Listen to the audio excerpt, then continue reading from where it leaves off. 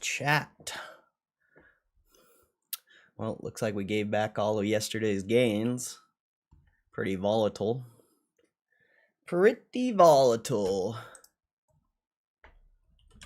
What's up, Hugh? How's eBay doing? I doubt eBay's stock's gonna move much until they get more information on this deal, because it's kind of in like a buyout mode. Kind of what happens when stocks are gonna be bought out, or after they get bought out, they'll just be stagnant at a certain price. So I wouldn't expect eBay to move too much going forward, but pretty interesting seeing GameStop down this much. What's up, Hugh? I think I already said what's up. Hope you're doing good, Hugh. Jared. What's up, Jared? Uku. I don't think I've ever seen Uku in here. What's up, Uku? What if Nat Turner bought eBay? Like shares or what? Because he's obviously not going to buy the business. GameStop. I doubt Nat Turner has $56 billion. And, you know, PSA is not a public company, so he can't really issue shares to purchase that. But if you mean shares, maybe. It's definitely possible. It's definitely possible. Because, I mean, if he was an eBay shareholder, he's going to be a GameStop shareholder if the deal actually gets done. Or a GM eBay. I wonder what they're going to call the... Or are they going to change the ticker? I'm curious.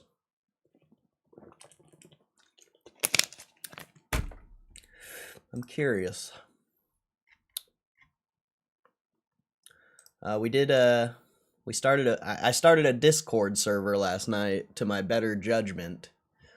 So if you want to join the Discord, let me know. I'm not really gonna like have links on my channel or anything. It's just if you know, you know. And I'll give it one more chance. The first time we did a Discord server like a year ago, it didn't work out very well. It was kind of all negative, but despite my better judgment, I'm going to give it another chance. So if you want to join the Discord server, let me know. We'll probably just post memes mostly and, you know, news as it comes out. I'm trying to make it less, I mean, I'm not really like Super Stonk, but like Super Stonk, but with less spam, I guess. And, you know, also just for my community. Send that link. All right, bet I got you, bro. I'll throw it in the chat here in a second. I gotta figure out how to do it. It's been a while. It's been a while. Oh, wait, that's add a friend. How do I do this? Invite to server. Oh, there we go. All right, here we go. Here we go. All right, I threw it in the chat.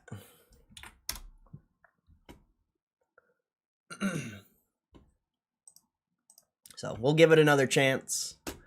We'll give it another chance, but if it turns into a net negative, kind of like it did last time, I mean, not any guarantee that it'll stick around, but I'm willing to give it another chance. And actually, I'm gonna start like, you know, sharing stuff there, and hopefully you guys will as well. Hopefully you guys will like make memes for it, or, you know, share information. As long as it's, you know, verified information. I don't want like really unverified information. You can post your tinfoils, whatever you want to do, but if it's like an unverified source and you're trying to share it, I'm not a huge fan of that. Not a huge fan of unverified sources. But if you got like tinfoil or memes you want to post, do it. Do it. All right.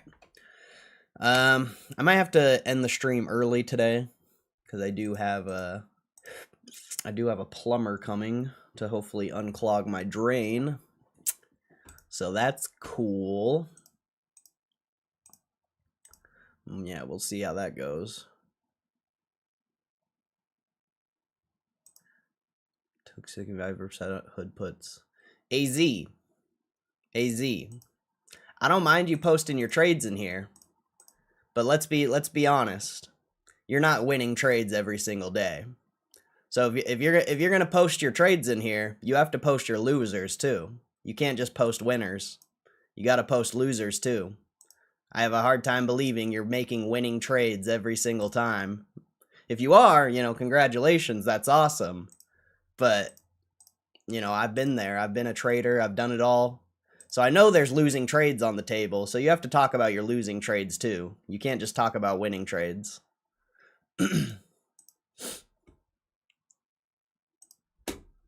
But what's up, AZ? Hope you're doing good, bro. Chobe, what's up, Chobe? I don't think I've seen that name in here before. I don't think I've seen Chobe in here before. What's up, bro? Alright. I guess, oh, let's start with that Seeking Alpha article. Since I popped in your stream, I haven't lost, I'll let you know. Alright, bet, bro. Bet. I'm just letting you know.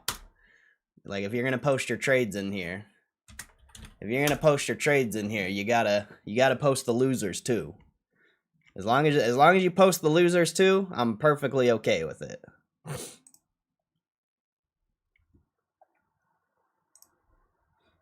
That's always just been a big peeve of mine in the stock market. Everyone just posts their winning trades. Nobody posts their losing trades, and I just think that I just think it's wrong to try to spread the message that you only win trading, because that's just not the reality of it, you know? Yeah, but you had 1,000 people. Oh yeah, that stream was that was a ridiculous stream. That's for sure. But welcome back, Chobe. Welcome back. That was an interesting stream for sure. Very interesting. One of the biggest streams I've ever done, actually, but not the best stream. That was a pretty I don't know. That was a weird stream, bro. There was a lot of negativity in that chat. It's mostly. Yeah, that was just a weird stream. That's all I can say about it. That was just a weird stream. All right. Yeah, let's get it. Let's get it.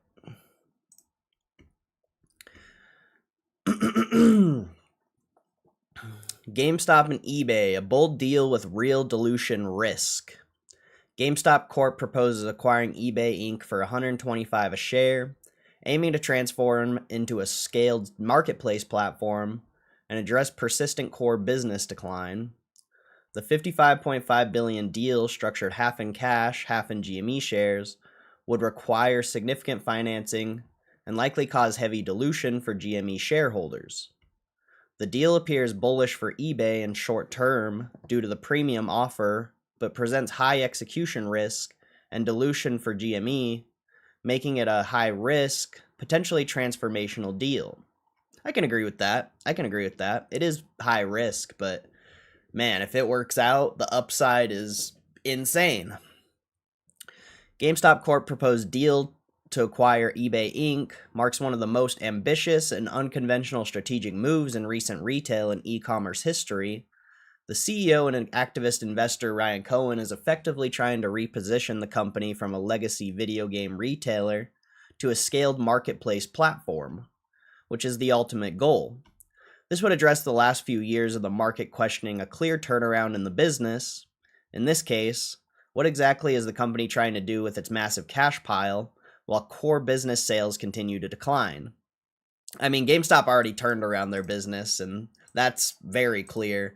But the only reason GameStop's business looks like it's declining is because they've closed so many sales, but their net income has only been rising. So their business isn't actually declining. Their revenues are just going down because they closed a bunch of stores. In my previous thesis on GameStop, I argued that a mega robust cash balance limited downside risk, but on the other hand, lacked sufficient predictability to model a clear upside case. How does that lack sufficient predictability to model a clear upside case? It was so easy to predict what GameStop's earnings were going to look like every single quarter. It was so easy. So I don't know how you can say this when GameStop's business is extremely predictable. As a result, the proposed acquisition of eBay in many ways represents that missing optionality. What? Yes, it will be a bold attempt to unlock upside, but the thesis still lacks enough predictability around financing, dilution, and execution. The mega deal at a glance. GameStop CEO Ryan Cohen sent a formal letter to the chairman of eBay proposing to buy 100% of the company for $125 per share, 20% premium from today's share price. This transaction would be valued at around $55.5 billion and would be structured half in cash and half in GameStop shares. I don't understand that. Half cash, half GameStop shares? What does that mean? What does that mean, Ryan? The video game brick-and-mortar retailer itself confirmed the proposal in an official statement, already saying that it has accumulated an economic position of 5% in eBay, which will soon file a Schedule 13D, mandatory form when someone acquires more than 5% of a listed company, and also an HSR, U.S. regulatory requirement for relevant mergers and acquisitions. The crux of all this is that Mr. Cohen is trying to transform GameStop from a gaming retail company into a giant e-commerce and marketplace platform, and eBay will be his base. Cohen's thesis is basically on the lines of eBay now spending a lot of marketing, but having seen little growth in active buyers. They're also wasting a lot of money on stock-based compensation and buybacks and dividends, which realistically, they kind of benefit the shareholders. They make the shares go up, but it doesn't benefit the business growing.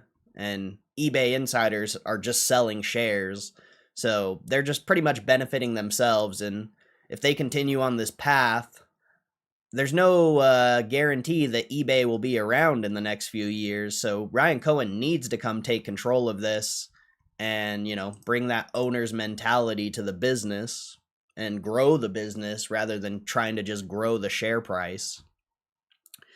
GameStop, in frugality mode for the past couple of years, has proven that it can streamline operations quite well. And because of this, Cohen believes that he could cut $2 billion in annual costs in up to 12 months.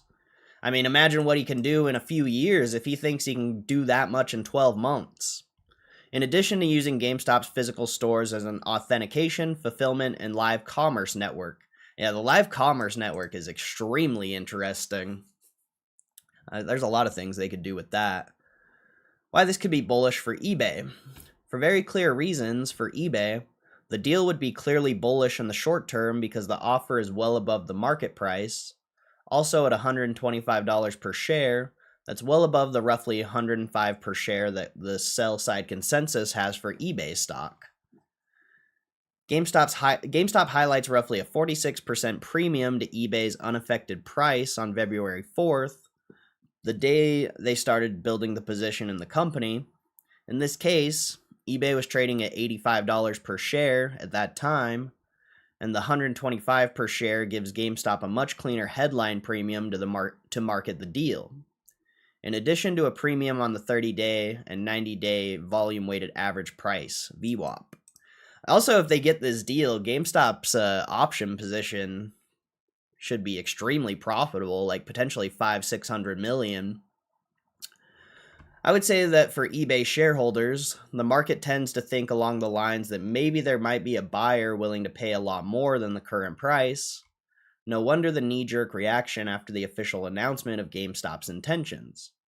But the fact that eBay is still below $125 per share, $114 at last check, still shows that the market does not have the absolute belief that the deal will be closed. I mean, if you look at GameStop shares, how much they're down since the announcement, it kind of seems like the market thinks it's going to be closed. But we'll see. The case for and against GameStop. For GameStop, let's extrapolate both sides. First, the glass half empty view. The most bearish, risky prognosis is that initially, GameStop is looking to buy a much larger company.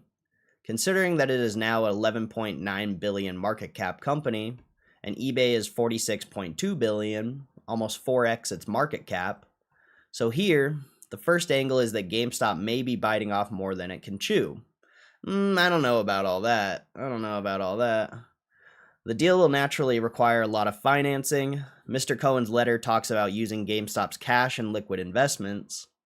Today, the company's balance sheet has $9 billion in total cash and short-term investments. I think it's over $10 billion now. In addition, third-party debt and equity financing are also mentioned to complete the deal. TD Securities issued a highly confident letter that up to $20 billion would be feasible to raise in the market. Honestly, I don't believe this is an obstacle, although it is not a statement along the lines of fully committed financing. So the deal would be $55.5 billion, and TD talks about $20 billion. The combination would necessarily have to come in the following ways: GameStop's own cash, deploying the hard-earned cash pile it built mostly through equity issuance during the meme stock rallies. 2, co-investors in private equity, which could reduce GameStop's control. I don't think they're going to do that. I think if anything, Ryan Cohen's going to try to fund the deal with his own capital. 3, more debt, with other banks entering the loop with bond issuances and leverage loans. Although eBay's 0.7x net debt to EBITDA could make additional debt more manageable. And 4, GME shares as payment, which would cause strong dilution. I think that's extremely debatable, because if they do this deal and issue more GameStop shares, your share count could potentially go up to counteract the dilution. I'm not 100% sure on that. I did write it in my Discord, and I talked about it a little bit. It's just an idea, but if eBay and GameStop together is going to be anywhere from 1.5 billion to 2 billion share count, and if Ryan Cohen's hypothetical scenario is correct and we get 40% of the combined business, we should see our share count grow by about 20% or more, somewhere around there, I think. But I guess it's to be determined. But I don't think the dilution is going to be as crazy as a lot of people think, because GameStop shareholders should get more shares, because they're gonna, they're gonna issue new shares of the combined business, most likely. I don't think they're gonna be two separate public companies anymore. And that's pretty interesting, because obviously the more shares, the better. It seems to me that the most natural and plausible path for GameStop is to lean heavily on option number 4 to use a lot of equity. I do agree with that. The value of GameStop as an acquisition currency depends on the price of the stock itself. And in the last several years, the GME trade has been uncorrelated with fundamentals, inflated by diverse narratives from retail investors, but mainly confidence in Ryan Cohen. Yeah, I mean, the bet is on Ryan Cohen, but GameStop's business is crushing, so it's also, a bet on GameStop's business, and now it's a bet on Ryan Cohen again, Now it's a bet on Ryan Cohen again. If the deal goes through, which it should. And if it doesn't go through, I think they'll be able to get control of it through a shareholder vote. So it doesn't surprise me that the initial market reaction, where GME shares didn't skyrocket after hours after the announcement, was more restrained. GameStop shares were up a lot after that announcement, though. I think they tapped like $30. The market may be reading this as GameStop using its own equity to buy eBay, which implies, in other words, the use of a very volatile currency to buy a real, larger, and more stable asset. Not to mention the heavy dilution that the deal is expected to cause for shareholders. This was something that Cohen, being the company's largest individual shareholder, did quite a bit in recent years, but arguably in a very strategic and sensible way, accumulating today in the $9 billion cash pile that the company has raised in the last 6 years, in a period when sales have declined dramatically. Where the upside could come from. Now the glass half full view. The bullish side of the narrative is the figure of Ryan Cohen per se. The CEO of GameStop is a co-founder of Chewy and understands e-commerce well. He also proved during his tenure at GameStop that he knows how to apply an operational efficiency thesis very well, and that could very well be applied to eBay. If Mr. Cohen really manages to cut $2 billion in annual costs, the impact on eBay's EPS could be huge. And Cohen's own letter says that by cutting costs alone, eBay's diluted GAAP EPS could rise from 4.26 to 7.79 in the first year. Quite massive. So logically, the bullish version would be GameStop using its cash, brand, and shareholder base to buy a much more relevant marketplace asset, cut costs aggressively, and create a new e-commerce retail platform. But without a doubt, it is a thesis of heavy execution not an easy win. Yeah, I agree. I mean, this article is actually really good so far. I believe that the endorsement of well-known investors such as Scion Asset Management's Michael Burry, who has written extensively about GameStop on Substack, including revealing that he has disclosed a position in the company, could support GameStop's equity value in the short and medium term, which in theory would make it an equity finance deal easier to execute. Michael Burry sold, so this article, I think it was released before Michael Burry sold, or the day of Michael Burry selling. If history says anything, GameStop stock has attracted retail investor support at some of the least expected moments. Currently, 15.1% of the company's float is being shorted, not being at a material enough level for massive short squeezes.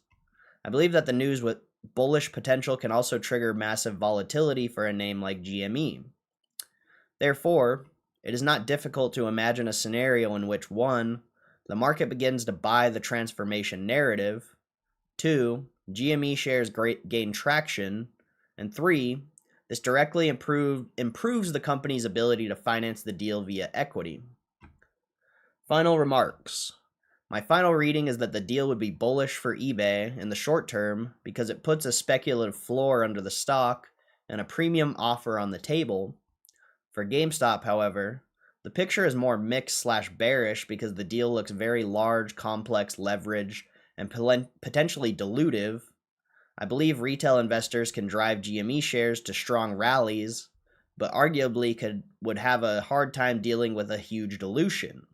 I disagree. I think that if they do this dilution, your share count is going to go up, but that's just me personally.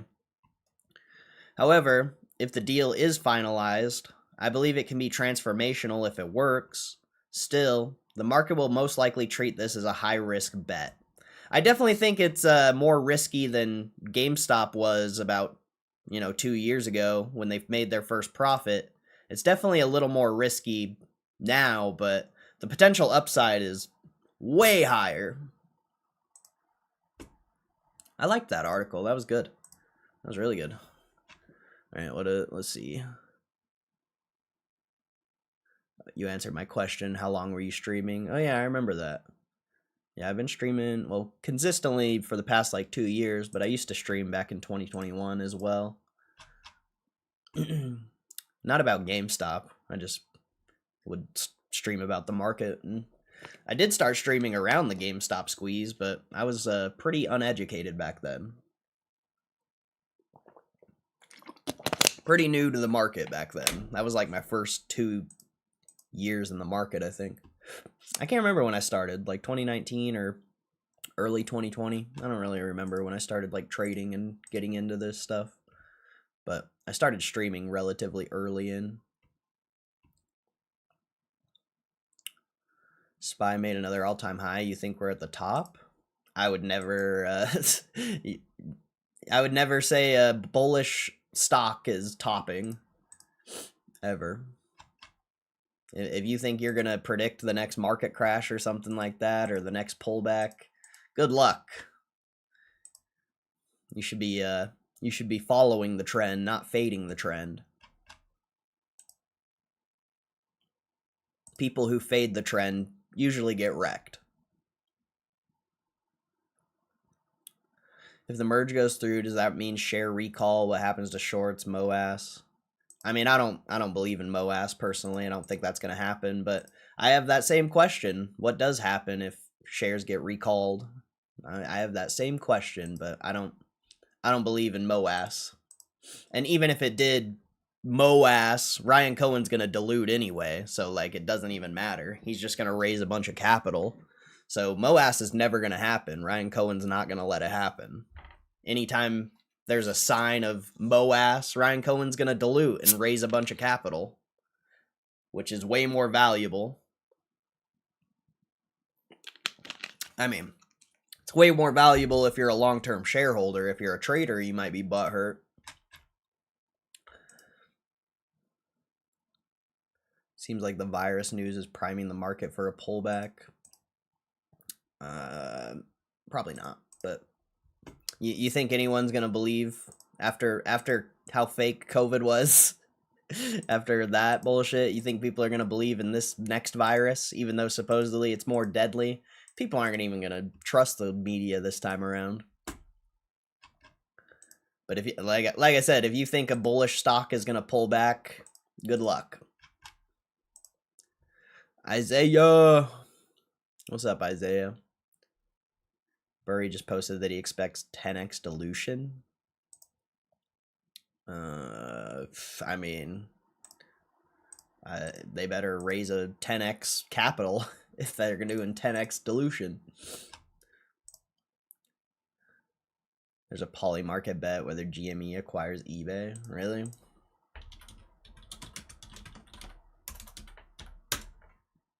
Did I even record that? Or did I just read that for no reason? Okay, I recorded it. Burry posted a long letter dropping shade on Cohen. What happened to the 1K in the chat? They all hate me because I didn't play the interview for them.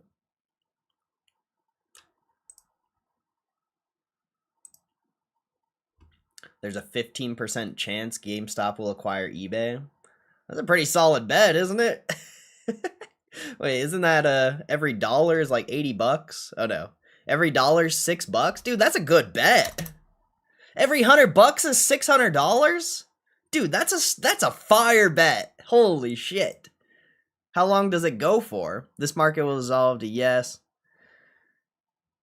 by December 31st, 2026.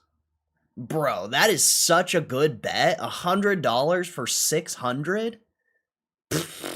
I mean, I'm not going to make a poly market account, but that is a fire bet. Man, that is a fire bet, dude. Yeah, Cohen did say by this year. Yeah, dude, I mean, either way, even if you lose, like, that is such a good bet. The risk to reward on that bet is so solid. I might make a poly market account just to place that bet, bro. Probably not, but, like, I probably won't, but that is a really good bet.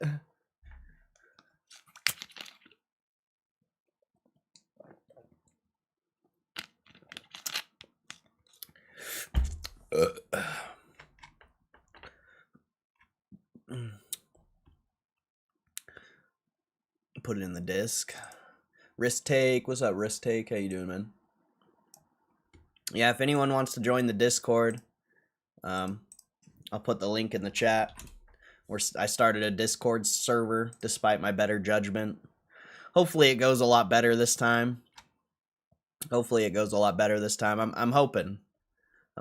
But if you want to join it, we just post news and memes and talk about GameStop. So if you want to join it. If you don't, that's just fine. That's perfectly okay. Should I make a stream clip about this? I don't know. I'll record it, but I don't know if this is going to be a good stream clip. Can I? Ooh, that's nice. That's nice. All right. Michael Burry just wrote a little thesis on GameStop regarding the eBay deal, and I guess we'll see what he has to say. Regarding GME, hypothetical my solution may be, yet it is remarkable how a scalpel can be used differently than a meat cleaver. I think he meant scalpel. Oh, scalpel. Redo. Don't record that. Burry's super anal about copyright. I'm not too worried about it. I gotta restart reading it because I can't even say scalpel correctly. Alright. Michael Burry just wrote this thesis on the eBay GameStop deal. It's pretty short, but let's see what he's got to say. Regarding GME, hypothetical my solution may be, yet it is remarkable how a scalpel can be used differently than a meat cleaver. What does that even mean, bro? Michael Burry's a weird guy, bro. He's a weird guy. The reason I put so much thought into my structure was not to make it more complicated.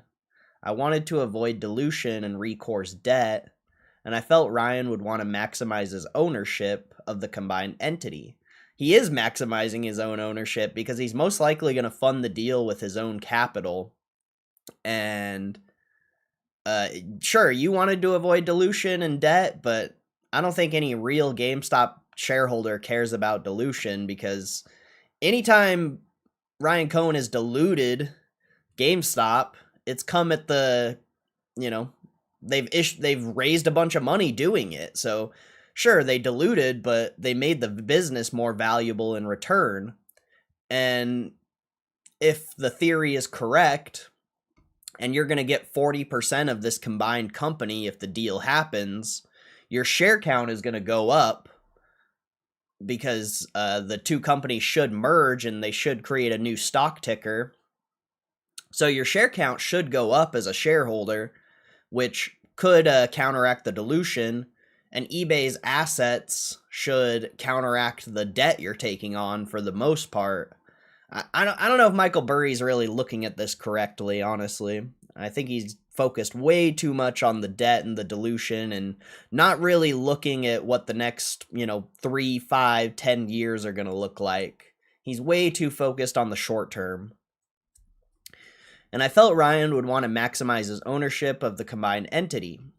I also was interested in preserving NOLs, all while achieving similar post-deal EBITDA to more debt-heavy dilutive approaches. What do NOLs matter if he's going to be able to turn eBay into a company that's making over $10 billion in net income? NOLs are useless in that scenario. We're trying to create an Amazon and Walmart competitor that's bringing in tens of billions of dollars in net income. And also in Ryan Cohen's interview, he said he doesn't want to run a leveraged company, so his main focus is going to be paying off the debt. Man, I just don't know if Burry's looking at this correctly. And also, Burry could be trolling. Who knows if he actually sold or not. He never even showed his position when he bought. So, how can you take someone for face value if they don't even show you their position, They're just he's just talking. He's just trying to get subscribers to his Substack. As well, I took the challenge as breaking new ground and revolutionizing capital market strategy at face value.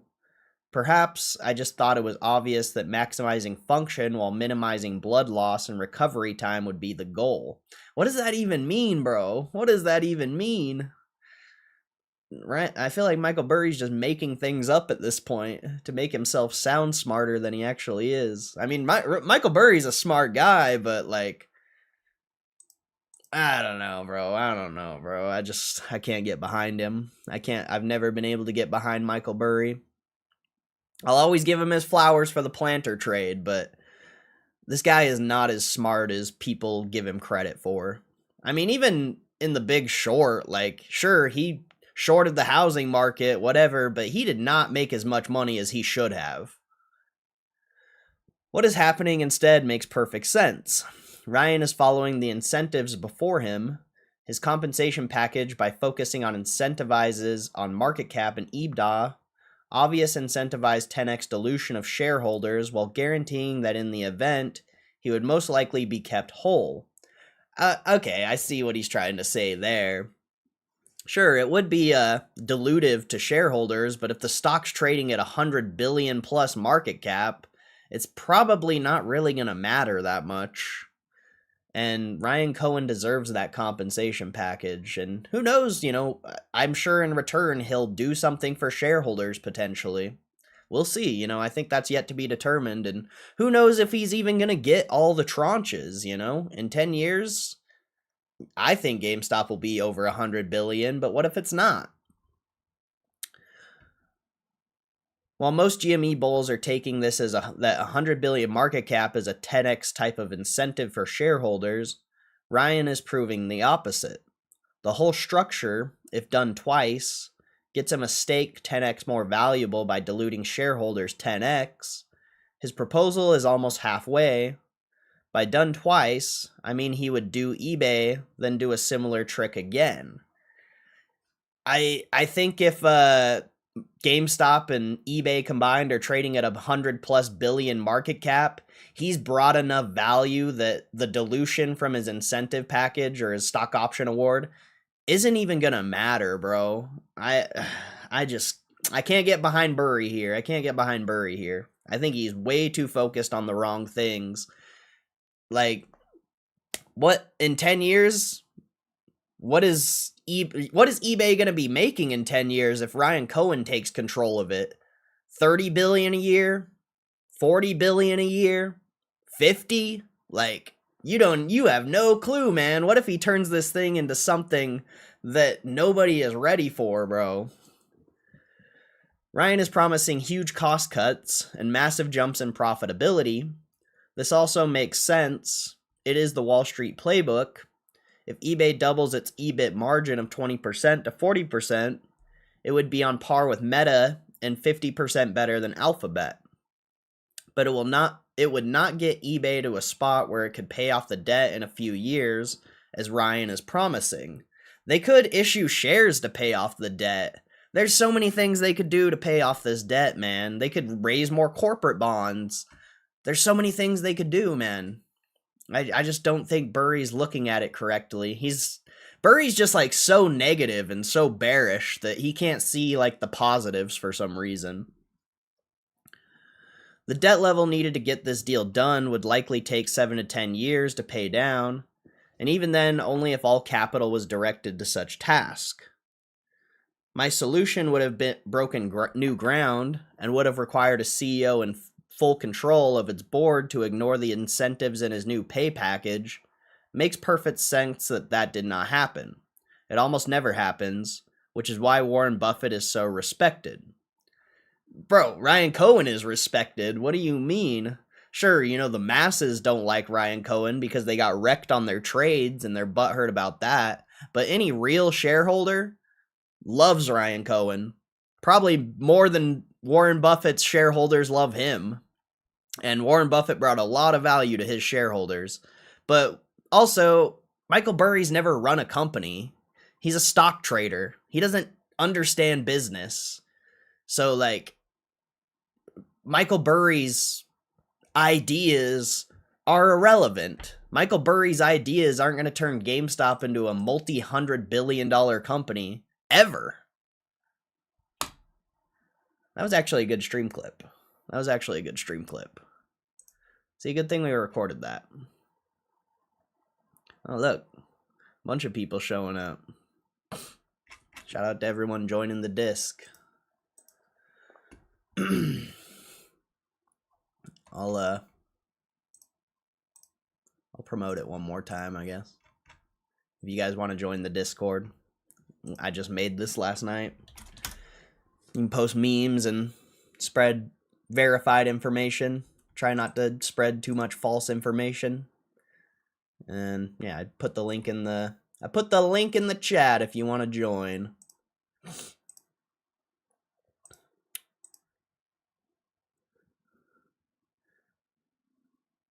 Finally somewhere I can be flea. I know, I kind of why I'm making this is because I don't really want to visit Super Stonk anymore. If you guys want to continue to visit Super Stonk, that's perfectly okay. I'm cool with that. You guys do whatever you want, but I don't really want to, bro. I don't really want to. So, I'm trying to build my own little community over here, and hopefully you guys will join along on the journey and help out. Maybe we can turn that into a better Super Stonk with not as much spam and garbage. Let's see. Not sure if you can take that bet in the US. Wait, is Polymarket not United States? Why wouldn't you be able to take that bet? Let's see. Oh, Moose. What's up, Moose? What's up, Grady? Even Ryan Cohen's 35 billion big payday is just getting him the ability to exercise that many shares. 2066. I trust Ryan Cohen to hold his GME shares more than I trust Saylor to hold his Bitcoin. Michael Saylor said they were going to start selling their Bitcoin or managing their position with like calls or something like that. I didn't actually look into it, but I did see that they were going to start selling their Bitcoin or something or managing the position. But yeah, Ryan Cohen's never going to sell his shares, and Ryan Cohen's not the type of guy to, sell calls or anything like that. Ryan Cohen's, in this forever, bro. Ryan Cohen's in this forever, bro. Don't. I appreciate you, huge. I appreciate you, but don't promote other people in my chat, bro. Don't promote other people in my chat. I appreciate you stopping in, and I appreciate the kind words, but just don't promote other people in my chat, bro. It's not. This isn't the place for that. This is the place to share information, and that's about it.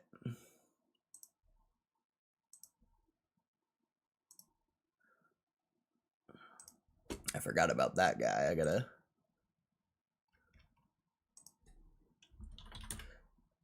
block his name too. He doesn't do anything anymore. I mean, that's fine, bro. I don't like when people come in here and promote other people. This isn't a place for promotion. This is a place to share information. But I do appreciate your kind words, bro. I do appreciate your kind words. There's also a new letter about Ryan Cohen's bank letter, TD bank letter on CNBC. Did you post it in the disc, or do I gotta go find it? Oh, you're not even in the disc yet.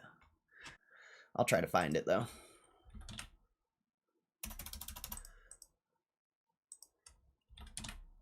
Eat, Trade, Travel. What's up, Eat, Trade, Travel? Hope you're doing good. Good to see you in here today.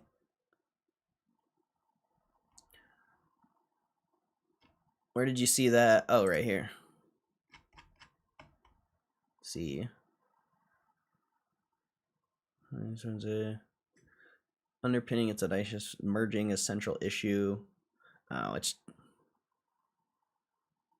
I thought TD Bank like was saying something to the public. It's just them talking about it. All right, I don't really want to read that. I don't think there's anything here that really.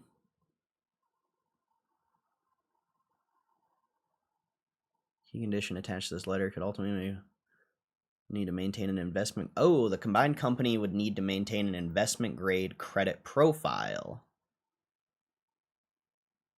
Citing people who have seen the document. I want to see the document. How can I find the document, chat? How can I find the document?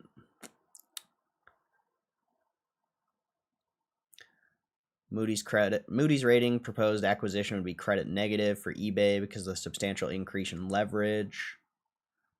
Rating agency estimated leverage for combined company could approach 9 times debt to earnings before interest, taxes, depreciation, and amortization.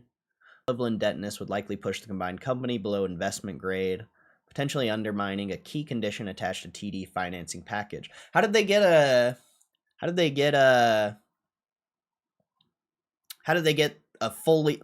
very confident, committed level from TD if it's going to be below investment grade? I don't know about that. Pro's takeover has raised immediate questions about how GameStop could fund the deal.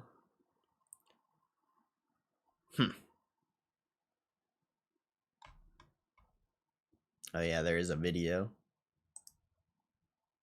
It's probably just the same thing the article says. An affordable new lease at Murdoch. Oh, it's just an ad. All right. You know, we'll see. We'll see. We'll see. Looks like they got a video clip too. Yeah, I saw that. It's only like a minute. It's probably just literally repeating what we just what I just read though. That's pretty interesting though, that it has to be investment grade, or the credit rating has to be investment grade or whatever. That's pretty interesting because, you know, the Moody's is saying that it wouldn't be investment grade, but why would TD Bank give them the loan if it wasn't going to be investment grade after it? That doesn't really make any sense.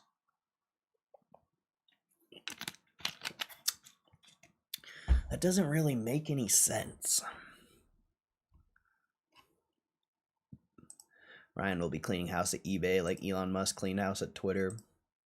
Yeah, I think he'll do it better though. I don't even know. Obviously, you can't really look at Twitter's financials or anything like that, but I don't think Twitter is like that good of a company. I don't know, obviously, because I don't think you can research it anymore because it's not public, but I don't think Twitter is very good. I don't know, though. God, I have so much stuff to react to, bro. There's so much stuff to. I actually want to react to this guy because I actually like this guy's YouTube channel, so I'm curious what he has to say. Where's his video? Oh, right here. He's a smaller YouTuber, but I actually like this guy. And oh, it's a 34-minute long video. Oh. Let's see if I can find the part where he just talks about GameStop. I don't want to watch his whole video. Welcome back to Commonwealth. Let me tell you, this could be a doozy of an episode. It'll be a little different. I've even toyed with the idea of just focusing on what's going on right now. My inbox been what I've been talking about for months on end now, really over a year, but really kind of focused in on it for the last 3 to 6 months. The underlying factors that are driving this conversation, this minnow swallowing the whale, GameStop. Oh, but Commonwealth Flipper's probably gonna have a good perspective. I'm hyped for this video. This guy's the GOAT. This is one of my favorite eBay YouTubers. And, you know, I don't really watch this content that much, but this guy's dope. So he should have a good point of view on this. He's been an eBay seller for a really long time. So out of anyone talking about this deal, he'll probably have like the most relevant opinion, I would imagine. What's up, Power Ranger? How you doing, man? I like your take on Burry never showing his GME position, trying to grow his Substack makes sense. eBay shareholders should be stoked to get a CEO that takes zero salary and has his record. Yeah, I agree. And also, you know, the things that have happened the past 24 hours, like if eBay shareholders are watching that, I mean, it just makes eBay look bad, you know? Like that one thing, like the... Stay with me, sorry. Like this, where like they're getting free beers and daily happy hours and stuff like that. Like, how is that valuable to shareholders? And how does someone who was about to have like multiple sales of probably over $100,000 get suspended from eBay? Like, how is he on the phone for 6 minutes and 23 seconds? Like, he's just really showing how terrible eBay is currently.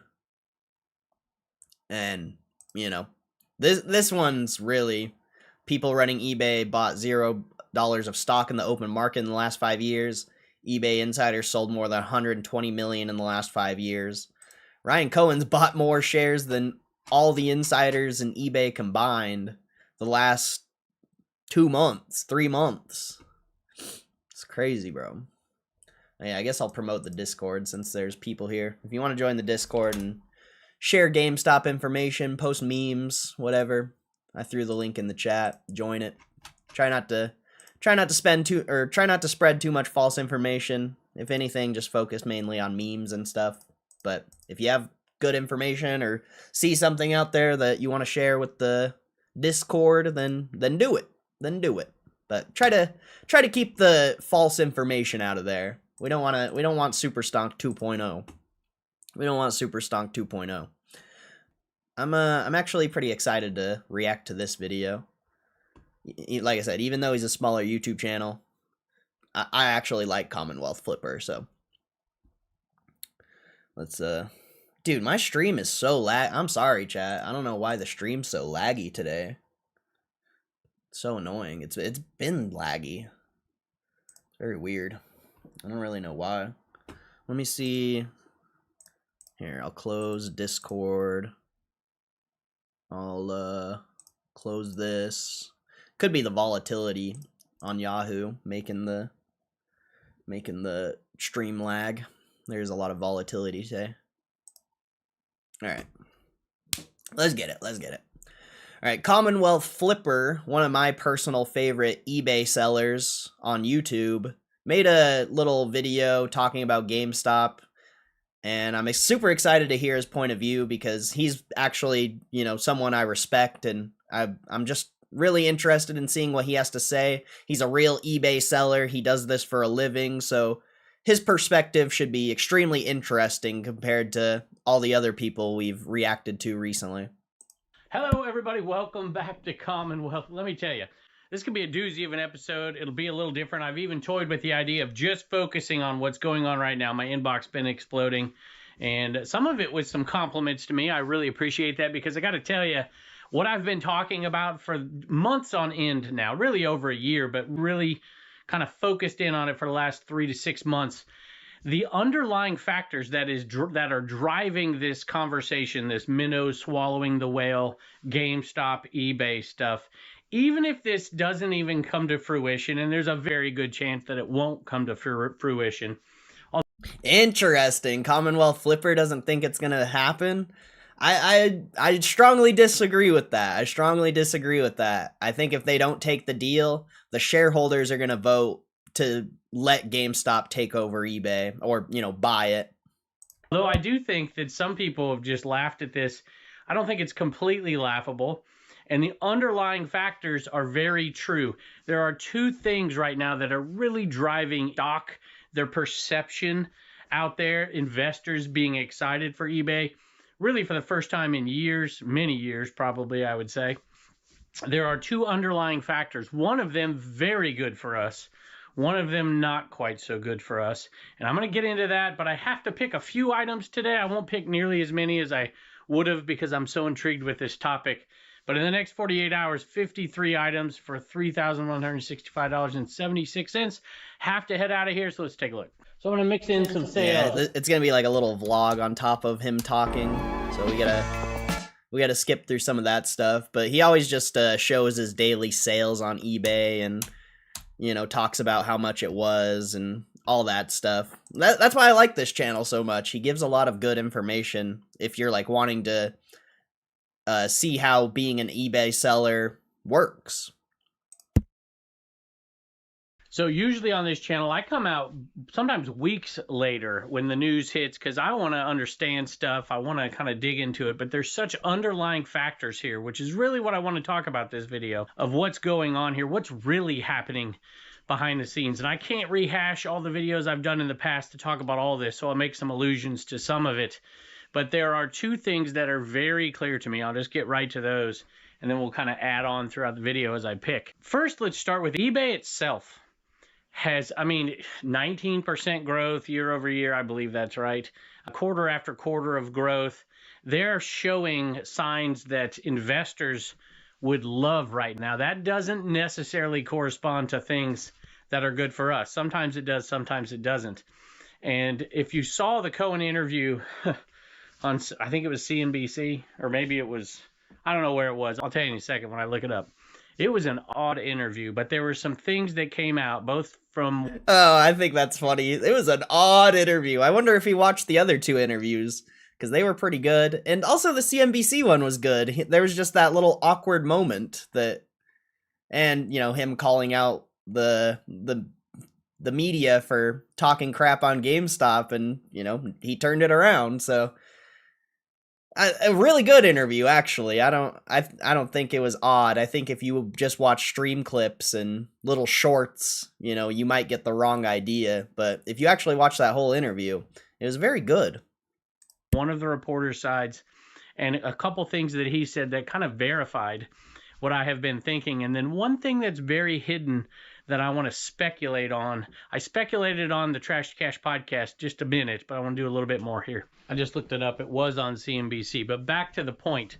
So the two factors here, well, there's more than that, but the two that really stand out to me. And then the third one, which I really want to get into because it's still speculation and it's what I've been predicting for a long time. But a lot of this stuff is coming to fruition, or at least you see signs of it right now. Massive changes and shifts is starting to happen way faster than I thought. But the second one is the collectibles market. Collectibles of all types, especially sports cards and stuff like that, but of all types, almost across the board, has been growing steadily and in some places exploding. Into the club head cover bin. I sold a President's Cup club. Whoa, club head. Yeah, I mean, here, I'll get to the next part and then I'll talk because I'm going to have to cut this. The collectibles part of this. Oh, all right. I'm gonna have to edit this video. Whatever. For $18.71 plus shipping. So we're not gonna have to actually edit this video. I honestly forgot what I was gonna say anyway. To get into the collectibles part of this at all because I've done that multiple times, twice over the last month or so. So we're going to leave that one on the side, but it is still there and it is a big factor in this particular story, no matter how it turns out. And look, this could be as simple as like a redirected sleight of hand meme stock move like GameStop you've seen in the past. Game stock and stop. Let me try that again. This could be a misdirection meme stock move because GameStop has, they've done this before. Let's face it. They own 5% of eBay at this point. I don't think this is a meme stock move. I think Ryan Cohen truly wants eBay, and he truly thinks eBay can be a direct competitor to like Amazon and Walmart that can be pulling in tens of billions of dollars a year in net income, which currently eBay's not doing, but it definitely has the potential to do it, I think, with the right person at the helm. And so imagine the money that could be made if you own 5% of the stock of a company like eBay. If you see jumps of 10, 20, 30% in the stock price alone, it could be as simple as that. But GameStop's already up like 20, 30% on their option position. They bought whatever it was of options, and if you do the math from when they bought the options at around $85 a share to where it's at now, they're up a lot on that position already. Potentially have already made like $400+ million on that position. So I don't think the goal is just to make a quick little trade. Ryan Cohen really wants this. The underlying factors that are being used as arguments are really key, and this interview is going to point a few of those things out. So I said we weren't going to talk about the collectibles part, but the first one, eBay's margins and their profitability going up significantly of late, we are going to talk about for a second because this isn't necessarily good news for us. Tupperware nesting measuring cups, $14.95 plus shipping. Matter of fact, the last video I did talked about some of these things, but in a way that was focused on what we do, resellers out there. And honestly, I feel a little bit vindicated because I've got a lot of criticism for some of the things I've said over the last 6 months, and I'm okay with that. I say them because I think that they're true. I mean, and I'm putting my money where my mouth is and doing some of these things to prepare for them. And when I looked at this interview, I heard some of the very same numbers. Even the collectible argument was made in there in a different CNBC argument. And they said, hey, this is what makes sense about this. As crazy as it seems, this is what makes sense. And I was like, sounds familiar. So eBay's growth, let me get the numbers right so I don't get any more criticism here. eBay's growth, I got the wrong, no, here it is. Revenue growth year over year. For a company that's been around this long, 19.5% year over year revenue growth. But here's the kicker, and this is what's interesting, and this is why I say it's not good for us. The very last video talked about our margins are getting smaller. eBay's margins are getting bigger, so there has to be a reason for it. So if you look into the other numbers, their GMV, their gross merchandise volume, has seen an increase, but it's nowhere near 19.5%. Yeah, because GameStop has been closing stores and cutting costs, so you're not going to see the same revenue growth when you're cost cutting. eBay isn't doing anything. They're just paying their executives and doing buybacks and stock-based compensation and dividends. But if you actually look at eBay's business, sure, their revenue's growing, but their assets are declining and their liabilities are going up. So it just depends what metrics you look at and will lead you to the story that you're going to get sold on. But from my perspective, eBay's business isn't doing well. Just because their revenue is going up doesn't matter. And also, someone who's a real eBay seller just told you that eBay is making their margins worse. So eBay is, ruining their own platform by making their sellers less and less profitable. And that's not valuable either. You want to make your sellers more profitable so more people will join the platform and more people can make money and build this ecosystem that people actually like rather than, increasing fees and whatever. And I don't know what GameStop's going to do, but if this is the case, I think Ryan Cohen's for the people. So he's going to come in and try to make eBay more profitable for the sellers on the platform, I would say. I think that's yet to be determined, but that's truly what I would think. If buyers has seen an increase, as it always does, but it's very modest, less than 1%. So where's all the revenue coming from? Little side note, eBay has also been doing buybacks of late, which essentially reduces the amount of stocks that are out there, making the people who already own the stocks, the folks that already own the stocks, have a bigger percentage of the company, which makes the stocks worth more money. And, that's usually a good sign. There's also, I mean, it is a good sign, but eBay insiders are selling and they're taking advantage of the stock price going up and they're taking advantage of the buybacks while the business continues to decline. Commonwealth Flipper's video so far is really good, though. I really like his perspective. He's actually done his research. He actually understands eBay's business, so shout out Commonwealth Flipper, bro. There's a reason why I wanted to watch this video today, even though he's not one of the larger YouTubers that I could react to. I think he just has the most insightful point of view as someone who actually uses eBay's platform every single day. There's also some things that take place that could make it not necessarily a good sign, but in this case, I think it shows the health of their bottom line. This is generating revenue and revenue at a higher pace. But like I said before, the underlying numbers don't suggest that 19.5% revenue growth is, I'm not saying it's not real. It is absolutely real, but it doesn't necessarily match. If you're not gaining market share, if you're not seeing big increases in users, you usually don't see that kind of a jump. So where's the money coming from? Yeah, revenue doesn't go up, or revenue going up doesn't matter if your business is declining and your net income isn't increasing. It just goes to show that the eBay management team doesn't care to grow their business. They're just trying to fill their own pockets. It's coming from us, y'all. And there's only a few different things that can be done, whether it's outside investments doing well, that could cause this kind of thing. Wow, did you hear that, chat? eBay's revenues going up is coming from their sellers. eBay's revenues are going up because they're screwing over their sellers. Wow, dude. Such a good video. But in essence, what's happening here, in my opinion, is that they are making more money per transaction. There's just some simple little things that they did years ago. They did the 10%, the 10 cent upping in the fees for items over $10. That kind of stuff adds up big bucks over time. But that's minimal compared to what I think they're now making on the promoted listings and the new attribution system as well. And, that's just new. So it's not like their revenues haven't been increasing, because that isn't the main cause of it, but it is an increasing cause of it. And we'll probably see a continued increase in that number, although you can't keep up that pace for very long unless you're adding buyers, people that are sitting there buying on this site, and you're not seeing growth in market share. You're not seeing those things. Those numbers can't maintain that kind of growth.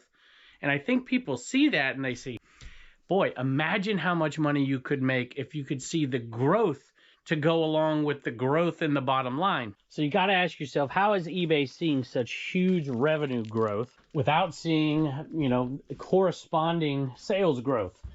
And just modest sales growth. Whisk laundry detergent, vintage, $22.95 plus shipping. So I've given you a couple so far. I like how he's still picking items and talking about the subject. I love this video, bro. There's a reason why I was talking so positively about Commonwealth Flipper at the beginning of this, is because he's awesome, dude. He's such a good YouTuber. He actually is educated. Man, Commonwealth Flipper's the GOAT. All right, there's the other pup. Come on in, bud. And, definitely fee increases, like the little thing like that 10-cent thing, but then the promoted listing fees, which if you're indulging in, your margins are going down while their margins are going up because of that. Now, just because your margins are going down doesn't mean you're making less money, however. So it might, I'm not using this as an example to say don't do promoted listings. It's very possible your business is doing much better because of them. So, it's debatable. For me, I choose not to, but that's not the video we're doing right here. There's obviously some other reasons. Efficiency could be one as well. I think over the last couple of years, we've seen 2 rounds of cuts of their employees and things. They're not growing from that sense. And I don't mean that in a negative form, I suppose. Yeah, eBay like cut a bunch of jobs recently within the past like month or two, I think. I remember seeing a headline on that. And obviously they've done it multiple times throughout the years according to Commonwealth. You don't want to have a lot of overhead, and they could be cutting a lot of that, and that could increase their revenue gains as well. I think there's another little hidden piece here, and that is the fact that they charge fees on shipping, and shipping costs have just gone, I mean, they just went up 8%. So they're now getting, 10, 12, 14%, whatever it is, on the shipping portion of that too. That just went up 8%. That is massive revenue. I think, unfortunately for them, though, if you really look out over the future, that could be the downfall of this. That could be the point where their competition comes in, especially like Amazon and Walmart, where they have, or especially Amazon, let's say that, they already have their infrastructure already set in place for doing their own shipping, at least primarily. eBay doesn't have that, nor do they have any prospects of doing that, at least that is being seen by people today. And I think that is one of the missing pieces in this that I find. I think if Ryan Cohen can come in and cut all these costs and actually grow the business, he could return that value to the shipper or to the sellers of eBay and potentially make it more profitable for sellers to sell on eBay. And then there will be less competition. Like, people sell on other platforms because it's so expensive to sell on eBay.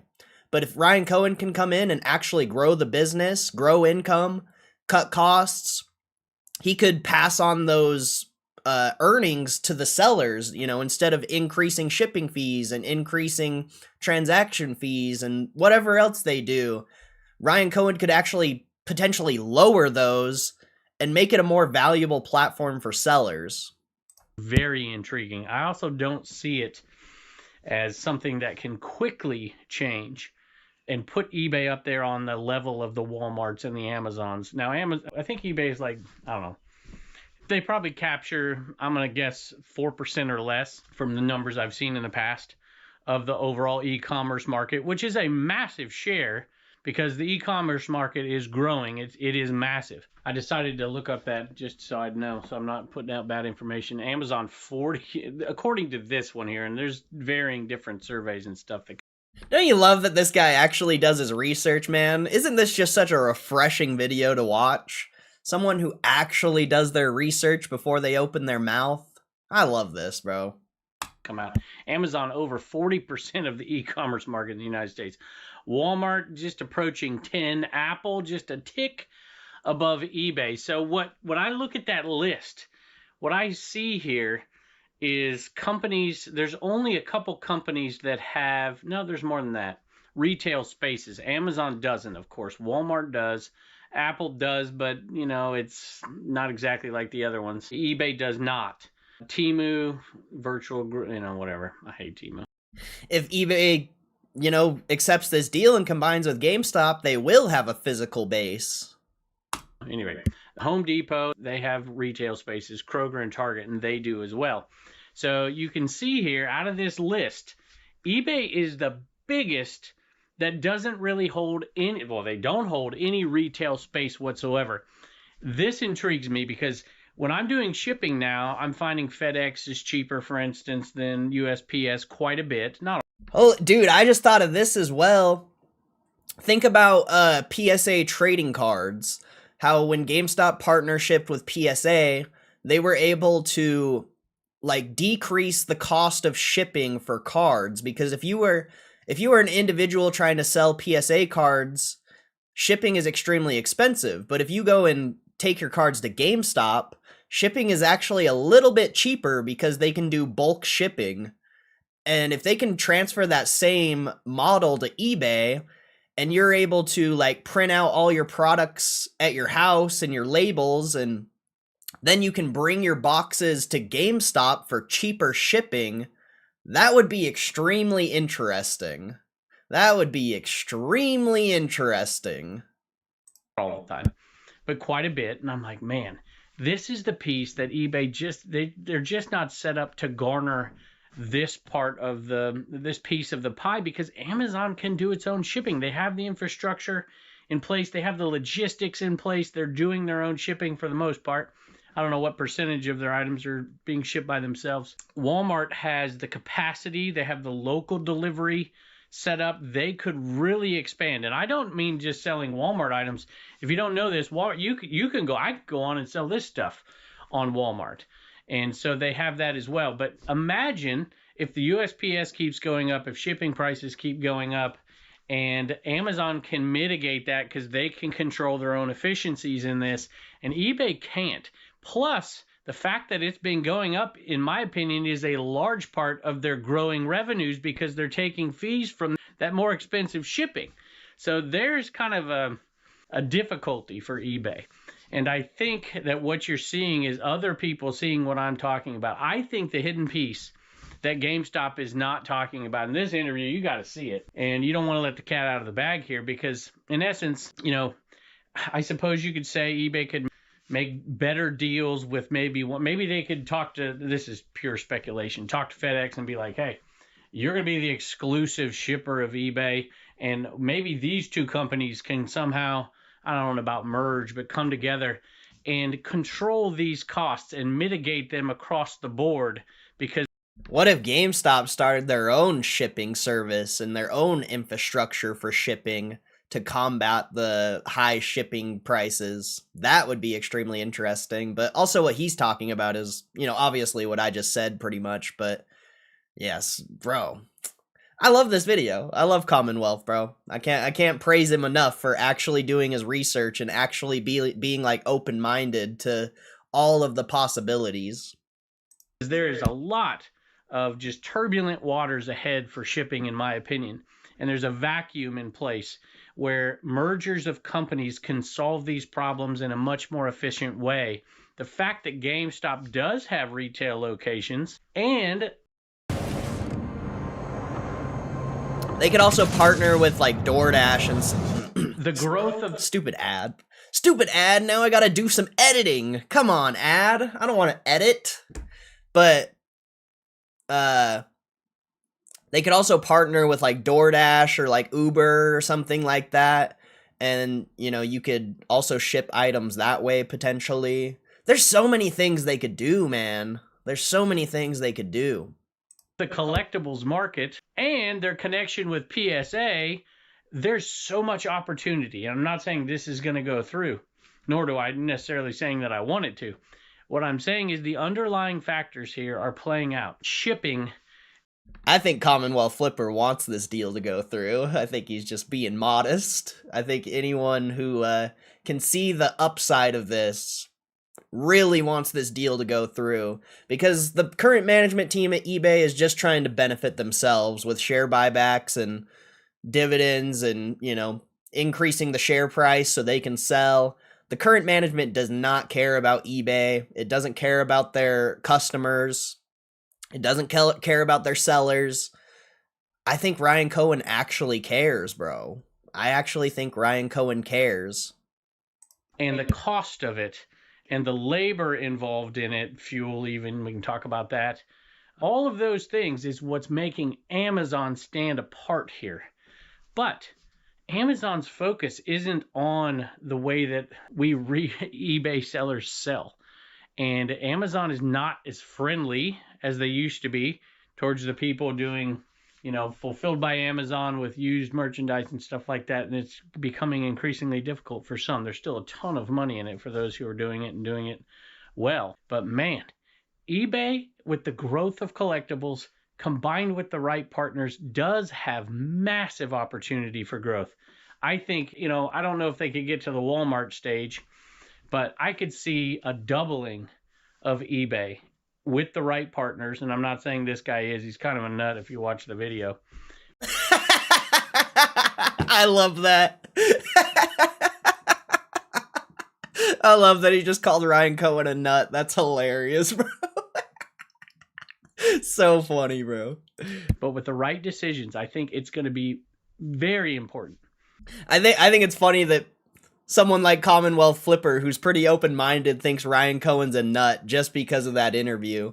Ryan Cohen's the GOAT, man. He's the absolute GOAT. He's the freaking meme lord. bro, he just knows how to get people talking, honestly. I mean, look at the past week, bro. GameStop has been on top of everyone's radar. GameStop and eBay is the #1 subject everyone is talking about. Ryan Cohen is the absolute GOAT. And the GameStop team as well, but, you know, Ryan Cohen's the face, of course. That if eBay makes the right decisions over the next 5 years, you could see massive growth. Pulled some more Norwex, this little washcloth. So I got paid pretty good. Oh, I gotta do more editing. The stock price $4.25. All right. It sucks that I gotta edit this video, but holy shit, 26 minutes so far, and we're not even we're like halfway through. Oh, Commonwealth, bro. Commonwealth Flipper this is just such a good video. I have to edit anyway, so I'm just gonna keep talking. But I just love this perspective, man. I love the perspective of actually someone who is an eBay seller and just actually knows what they're talking about and does their research. This is such a breath of fresh air compared to the classic mainstream media take, you know? The take that just gets the views. This is a real take from someone who actually does business with eBay, and you're just not going to find this anywhere else. But let's keep this going. The shipping. And as I'm filming this, I'm looking at the stock price because, like I said, I'm not discounting the fact that there could be other things at play here that aren't on the surface. Like, it literally could just be an interesting play in order to get the GameStop stock of eBay that they own to go up. Who the heck knows? Right now I'm looking at it's just under $110 a share, which... I mean, of course they want the stock price to go up, you know? Ryan Cohen wants to benefit GameStop shareholders, but they don't want to do it at the expense of the business. Like, eBay's current management team is increasing the stock price, but it's making the business terrible. You know, the assets are declining. They're not making as much net income as they can make. Sure, their revenues are going up, but as you saw in this video, their revenues are going up because they're screwing over their sellers. And yeah, I mean, of course they want their share price to go up, but they're going to do it from a fundamental perspective. They're not just going to do it with share buybacks and benefiting the management team. Ryan Cohen really wants to turn eBay into a multi-$100 billion company that's competing with Amazon. It's up 5.5% for the day I'm filming this. And there could be something else entirely at play, which is maybe they're doing this in order to get the reverse. Because eBay has been buying things lately. You know, when you have increased revenues, you like to not just return it to investors or stockpile cash or buy back stocks or do whatever, but to grow your company and make it bigger and make strategic investments. GameStop could be doing this in order for eBay to buy GameStop. I don't know. I disagree with that. That's not true. eBay couldn't afford GameStop. eBay couldn't do it, bro. GameStop's the only business that could pull something off like this, I think, and have it be valuable to shareholders. I don't think the other way around would work. I don't think eBay's management team's smart enough. It's not that they're not smart enough, it's that they don't care. eBay's management team doesn't care. They just want to make themselves rich. They don't care about eBay. They don't care about their sellers. I know I've already said this multiple times, but it's true. eBay's management team does not care. There's so much at play, but I am intrigued by the underlying factors. $11.20 for these Canadian, what is this? Canadian Club Distillery Head Club covers. $11.21 plus shipping. Here's the good news. No matter what any of this, whatever happens to any of this, the good news is there are people out there who are seeing strategic investments in what we are doing, the collectible market, not just collectibles, but utility and all kinds of things. And there is so much opportunity out there right now. Whether it'll be fulfilled opportunity or not is yet to be seen. But I'm going to be in a place where I can capitalize it in my small little way. There's one other factor I want to comment on. This came to my mind here. And DC Talk lot. And individually, these aren't really worth selling, quote unquote. That's all debatable. And everybody's different. But I bought these for $0.10 a piece. I bought a whole bunch of different things that I put into lots. And so I grabbed these and I'm like, that's going to go as a lot and it's going to sell. And it did. $14.95 plus shipping. People are seeing growth in the live selling. But think about this for a second. And this applies to GameStop. But I don't know what the... Let's just assume this is real for a minute. This is really what GameStop wants to do. And they must have a vision. And they've already talked about cutting, I think, $2 billion a year in cost from eBay, meaning they're just not running efficiently, and we know how to run this thing efficiently. And I think he mentioned in that video that eBay was, I find this hard to believe, unless I heard it wrong. eBay was spending $2.5 billion a year in marketing, which to me is crazy. Although I'm seeing tons of stuff come across my Facebook, like trying. Yeah, eBay doesn't need to spend a single dime on marketing, bro. Everyone in the world knows what eBay is. Well, for the most part. I'm sure there's certain parts of the world that maybe they don't know what eBay is, but for the most part, everyone in the United States and wherever eBay does business most likely does know what eBay is. So, like, marketing on eBay is pretty dumb when you think about it. It's kind of pointless. Trying to directly target me. They're doing a terrible job of it, by the way. Nothing on there. So like, what? Like, yeah, I can see why they pushed that to me. Maybe they see that. Maybe they see massive inefficiency that could be improved with AI. Maybe they're talking about, without talking about it, letting the cat out of the bag, the efficiency in the shipping could be so much better if they made massive investments and partnerships. And who the heck knows? I don't really know. But the live selling piece to this too, can you imagine like a revival of GameStop stores? Not just a revival, because they've changed what they're doing already. Rod, my buddy Picking and Punching, was telling me about this, where obviously you can't just do the video game market and whatever. They've expanded and collectibles, the partnership with PSA. But can you imagine for a second, this is hypothetical, putting more GameStops out there everywhere where people are literally bringing their stuff and there's a live component to selling. So they're bringing it in there right then, almost maybe even consignment to sell collectibles, and just running stuff live and just creating just a huge volume increase. And holy cow, I can't believe Commonwealth Flip has the same exact perspective as I do on the live commerce, bro. Dude, I could not, dude, I could glaze Commonwealth Flipper all day, every day. I could glaze him for like the rest of my life. This guy is goated, bro. This guy is absolutely goated. That would be interesting as well, because, you know, a GameStop live selling forum or something on eBay where that is pushed out there, and they're pushing, those shows could be massive. They could be getting good money for that stuff. There's all kinds of hidden things here that I think are in. Oh yeah, they could blow up creators just because they're selling it at GameStop. You never know. Like me, like I could be someone who's like selling at GameStop, doing the lives, and my following would watch, and I would be able to like grow my following because I have a job at GameStop where I'm selling stuff on live stream and still doing my live stream. Like, oh bro, there's so much opportunity for this, bro. There's so much opportunity for this.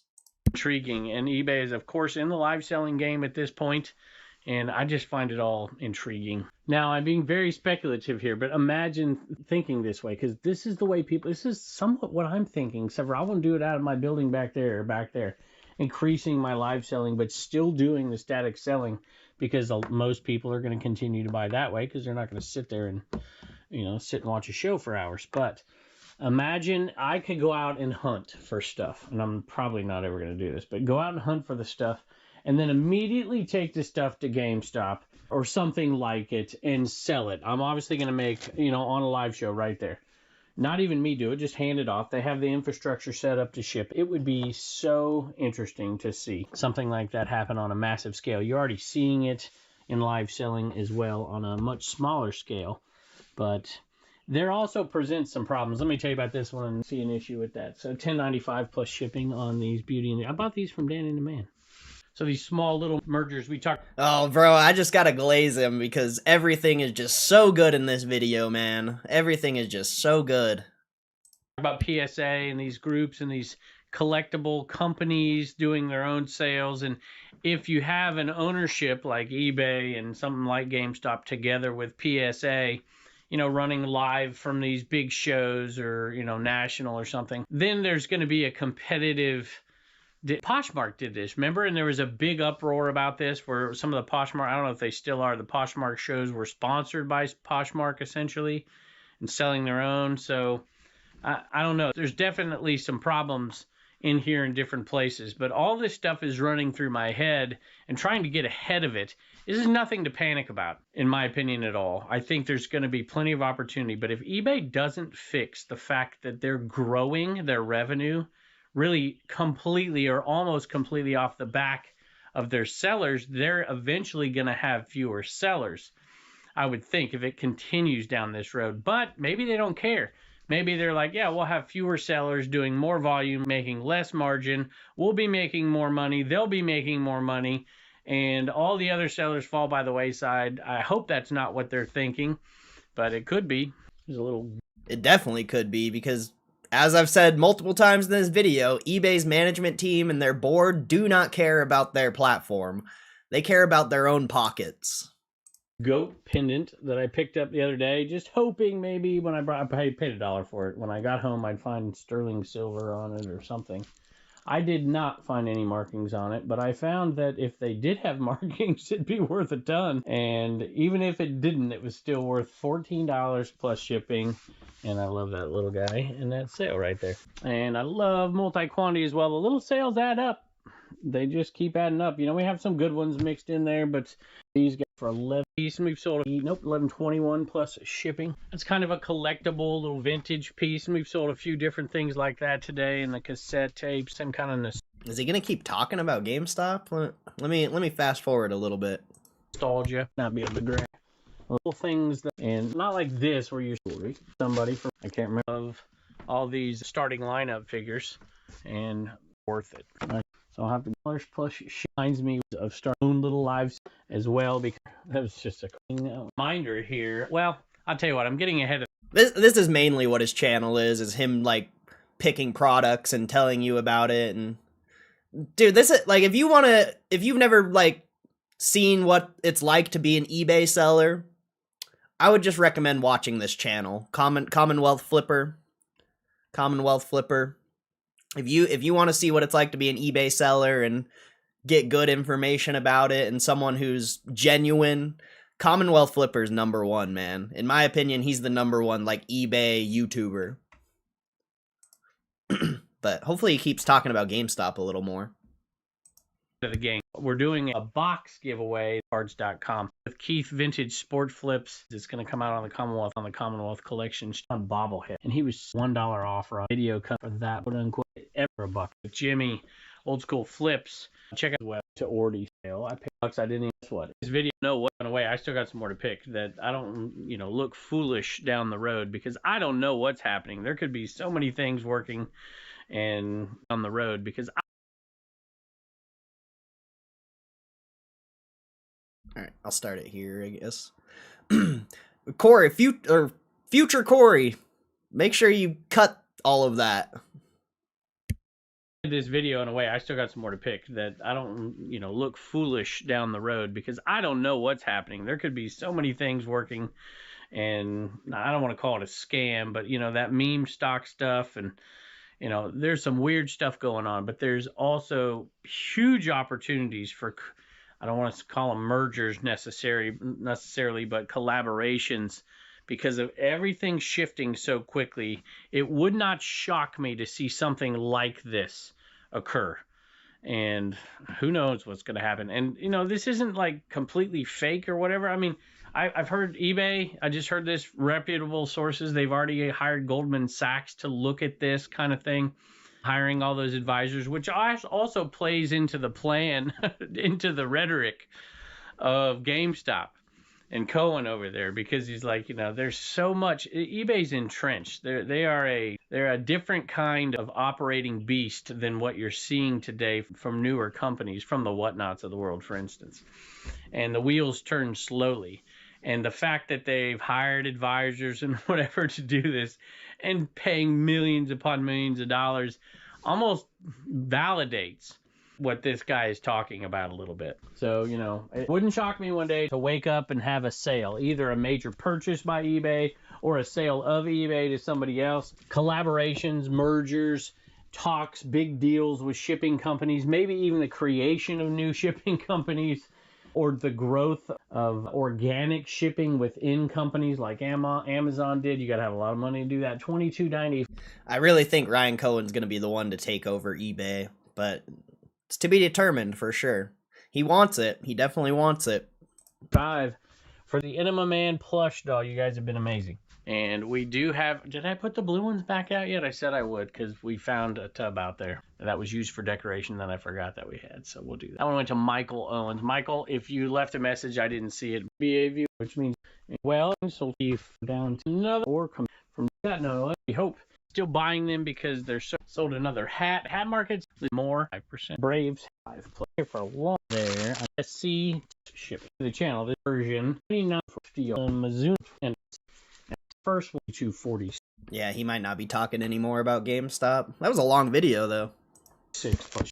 For dive into like some money. And here's an boards at that's there. So this will kind of take a long time shipping. Aaron is his Facebook, and at any rate, little critter. Tibit.com, and it's got some good everything else. The Monday of next week, so go check it out. And come on over. I guarantee you're going to get some good deals for sure, because I don't know what I'm doing. Rod does, so he's going to help me out.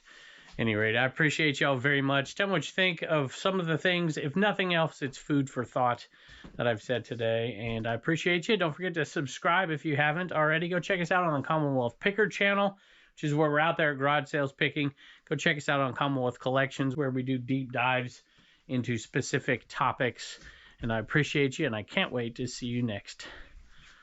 Hey, I appreciate you, Commonwealth Flipper. Very good video. Very good perspective on this whole situation. And yeah, amazing. Perfect. Like, perfect, bro. Perfect. 42-minute long stream clip on that? Let's go, Commonwealth. Let's go. 42-minute long stream clip? That's fire, son. That's fire. Fire. God, that video was good, bro. That video was good. What did I miss in the chat? Sorry, I don't really read chat when I'm doing the stream clips, if you didn't notice. Ryan would buy 50% of the flow and say, okay, let's vote again. I don't think he can buy 50%, but I think he has enough backing where enough people would buy eBay shares where they would get a majority vote. I don't even think it's possible for a company to do that. I mean, yeah, I don't know. I think that's up for debate. We'll see, though, I guess. We'll see. Ryan gave him the interview they deserve for the way they treated him. True. If you Google eBay's market cap says 48 billion. Now, I'm not good at math, but wouldn't 5% ownership be 2.3 billion? Well, the stock's gone up. So that's why it's at 48 billion. So it's their ownership is 5%. If they use the 700 million they had laying on their account, that would mean 1.6 billion profit. It depends what price they bought the options at and strike price. GameStop girl uses her GME cloud to sell authentic athletic wear. Interesting model for eBay sellers. Amazon free shipping's goated. Economy slows and unemployment numbers grow. Dollar value decreases. Company. Yeah, I'm not. Don't even start with the economic stuff. Don't even start with the economic stuff. Ship to store increases foot traffic. Yes, sir. Anthony Internets. What's up, Anthony? How you doing? If anyone doesn't know, I started a Discord server. It's free. Just go there, post memes, post verified information. Try not to post too much fake information. I'd appreciate it. But if you want to join, do it. Do it. Gotta run, boy. Later, Jared. Later. Yeah, I hope the plumber gets the drain unclogged as well. I'll be pretty upset if they can't. I'll be pretty upset. Kaluka! What's up, Kaluka? How you doing, man? Watch out for mail carrier being sold at mass. Shipping would make sense if GameStop stores became authentication centers. I mean, it wouldn't really matter, I don't think. I think you could just, there would be when you go and ship and label on eBay, you have all these different categories of what you could do. You can do first class, or you can do something from FedEx, or something from UPS, or USPS's other services. But they could create a service like ship from GameStop or something like that.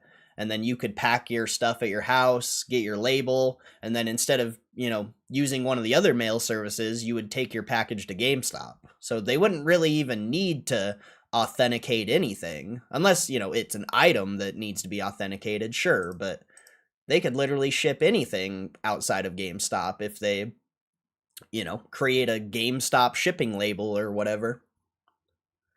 Ryan Cohen knows online because he was successful with Chewy. He has experience. eBay Auto alone is huge. So much potential all around. Pulling for the deal to happen. Yeah, I think it's beneficial for everyone. And it should increase our share count, I think. If the theory's correct and that we're going to get 40% of the combined companies, our share count should increase. Like in our personal accounts by like 20% or more potentially. You have to be just the right amount of crazy to pull this off. Crazy like a fox. My brother's a total normie, and the other day he came to me asking about GameStop and eBay. Good job, Ryan Cohen. Unconventional, but he got the news out in a big way. Very true. Very true. This is on everyone. I mean, look at the stream, bro. There's over 40 people here. Like, he just like single-handedly grew the GameStop community with a piece of news. Like, that's crazy. It could be a lot of bots in my stream, but it seems like the community has grown a lot in the past week, which shout out to everyone here. I appreciate you all being here. Thank you for giving the stream a chance, and shout out all my OGs. God bless all my OGs, bro. God bless all my OGs. Someone in my life asked if I still had shares. You're right, really good video. Fire video. Commonwealth's perspective is very good. As someone who isn't like a GameStop shareholder or anything like that, he's just an eBay seller. He is very educated on the topic and has a very unique perspective. And he also, said a lot of things that I've already talked about and I agree with. Even cut it in half with a stronger focus and you still save $1 billion. Yep. Denmark here, and everyone knows what eBay is if you say the name. No one uses it though. Interesting. I have to say in Canada, I've never used it. I want to though. Hopefully to change. Yeah, I mean, if they come in and make it better to be an eBay seller, more people will sell on the platform. This guy sounds like he knows what he's talking about. Yeah, that was a really good video.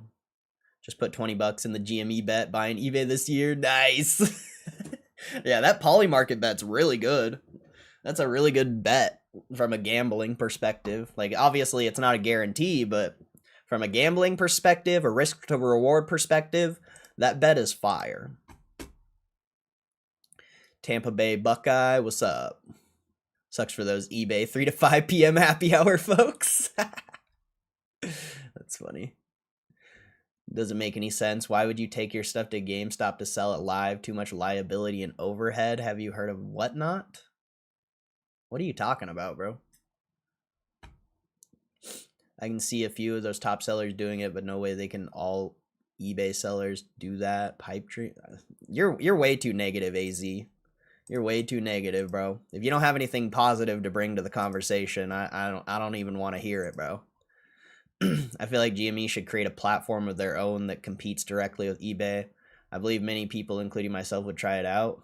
Why would you do that when you can just take control of eBay that already has a base, is already one of the most recognized names in the world? Why would you start something new? That doesn't make any sense, bro. Like, AZ, I'm sorry, bro, but you're not a businessman. You don't run a business. It's very clear that you don't really understand business. So I don't know, bro. Like I said, if you don't have anything positive to put in the chat, just like don't even type, bro. I'm sorry. I'm sorry to say, but if you don't have anything positive, just don't even type. He doesn't seem that smart if he can't see that the only one who will pull it off will be GME. Bro, he's not a stock market participant. He's not a GameStop investor. He got the he saw Ryan Cohen's interview and he doesn't get why Ryan Cohen acts like that. So, you can't really judge someone who isn't a GameStop investor and who isn't informed on what's going on and what has happened in the past. You can't really blame him for that. He's just an eBay seller who has a perspective. And Commonwealth Flipper is really smart. He's been doing this for a long ass time, bro. Can you link it so I can give you a like? Oh, Commonwealth? Yeah, I'll link the video.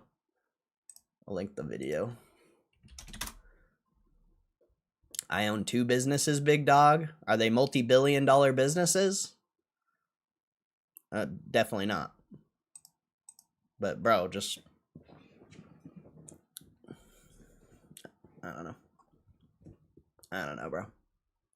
I just don't understand why you have such a negative perspective on everything. Doesn't make any sense.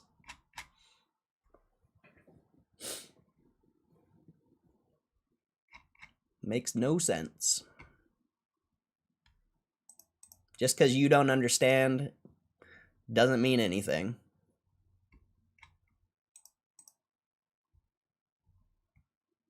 Maybe you should try to ask more questions instead of thinking you know everything. Just saying. Maybe you should try asking questions and seeing other perspectives instead of thinking you know it all. Because you don't. None of us do. We all should be open-minded to different perspectives and different ideas and not just judge everything we see and not judge every fucking thing we hear. You should be open-minded and you should be able to see both sides. You shouldn't just be fucking hyper-fixated on your point of view. Because your point of view is probably wrong.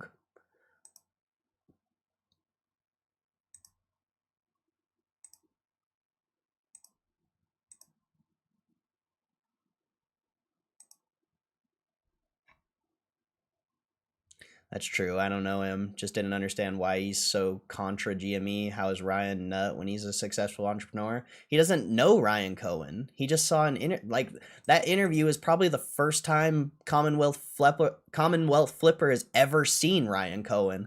It's probably the first time a huge majority of people have ever seen Ryan Cohen. And a first impression is very important. People are always going to judge you on your first impression. No matter what. It doesn't matter who it is, what it is.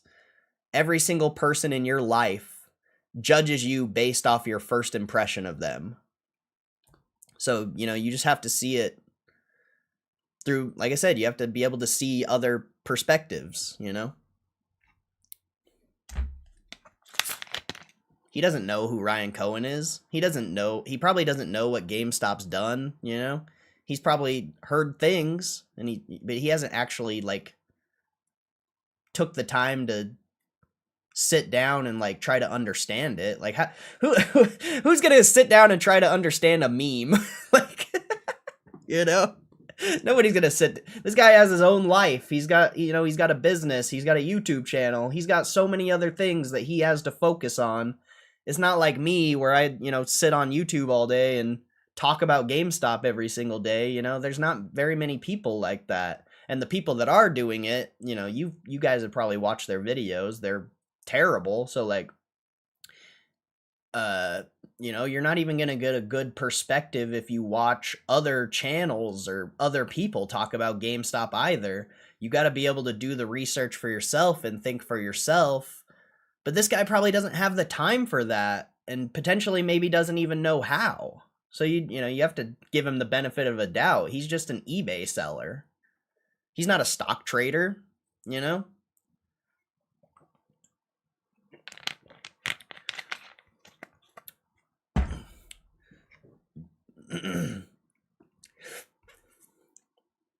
I think having GameStop sell my shit live sounds very interesting. I agree. People who use eBay understand this chess move. Best platform to buy shit by a country mile. Yep, I agree. I agree. And when you go and look at eBay's balance sheet, like there's so much opportunity to cut costs and turn this thing into a fucking juggernaut, bringing in a ton of income. And, you know, with Ryan Cohen, he's going to grow the platform, bro. Ryan Cohen's going to grow that platform without marketing. Like, he's going to grow it just because he's going to make it better. I'm way too lazy to sell shit myself. Yeah, a lot of people are. That's a huge barrier, you know? And you got to buy a printer. Like, look, I have a printer over here. Here, let me get this. Let me get the... I don't usually take my webcam down very often. Let me make sure there's nothing bad around. I think we're good. But see, I got my printer over here. I got a duster. Like, you need a printer. All my like boxes and folders and stuff are in my garage. But like, you need a lot of stuff as an individual to be an eBay seller. And then like, you need space to store all your stuff. You need space. Like, there's just so many benefits to this. Fuck, I probably messed up my camera here. Whatever, that looks fine, I think. Here, I'll bring it over a little bit more. There we go. I think that's... Am I centered? I think I'm centered. I think we're centered here. Alright. That's why I don't usually take the webcam off, because it messes up the angle. I guess there's no angle. It's kind of straight on. You get what I mean. All right. Let's see. Got it. Yeah, I'm not trying to be rude, AZ. Like, I appreciate you supporting the stream and stuff, bro. But like, I just don't want to be. This isn't the place for like negativity and. I don't know, bro. I don't know, bro. Like, if you don't agree with what I'm saying, like, you know, give some reasons why, whatever. But like, don't be like just shitting on everything, you know? If you can bring like a good rebuttal to what I'm saying and what I'm talking about, instead of just saying, pump the bags, the economy shit, like, that stuff's irrelevant because that's just your perspective. That's not real. Like, you gotta bring like something I can actually respond to, instead of just I just can't respond to a lot of the stuff you're saying, you know? Like, why would you take your stuff to GameStop to sell it live? Too much liability and overhead? Like, how is that liability and overhead? And what does whatnot have to do with anything? Like, I can see few top sellers doing it, but no way. I don't even know what you're saying there. Pipe dreams, like, why did you have to add the pipe dreams part? Just because you don't get it doesn't mean it's not real. I don't even know what you were responding to there. And then you feel like GameStop should create their own platform instead of that competes with eBay. Like, that doesn't make sense. Why? Like, we're trying to build a multi-$100 billion company. You're not going to build a multi-$100 billion company from the ground up. That's not even real. And you say you own 2 businesses. You, of all people, should know that.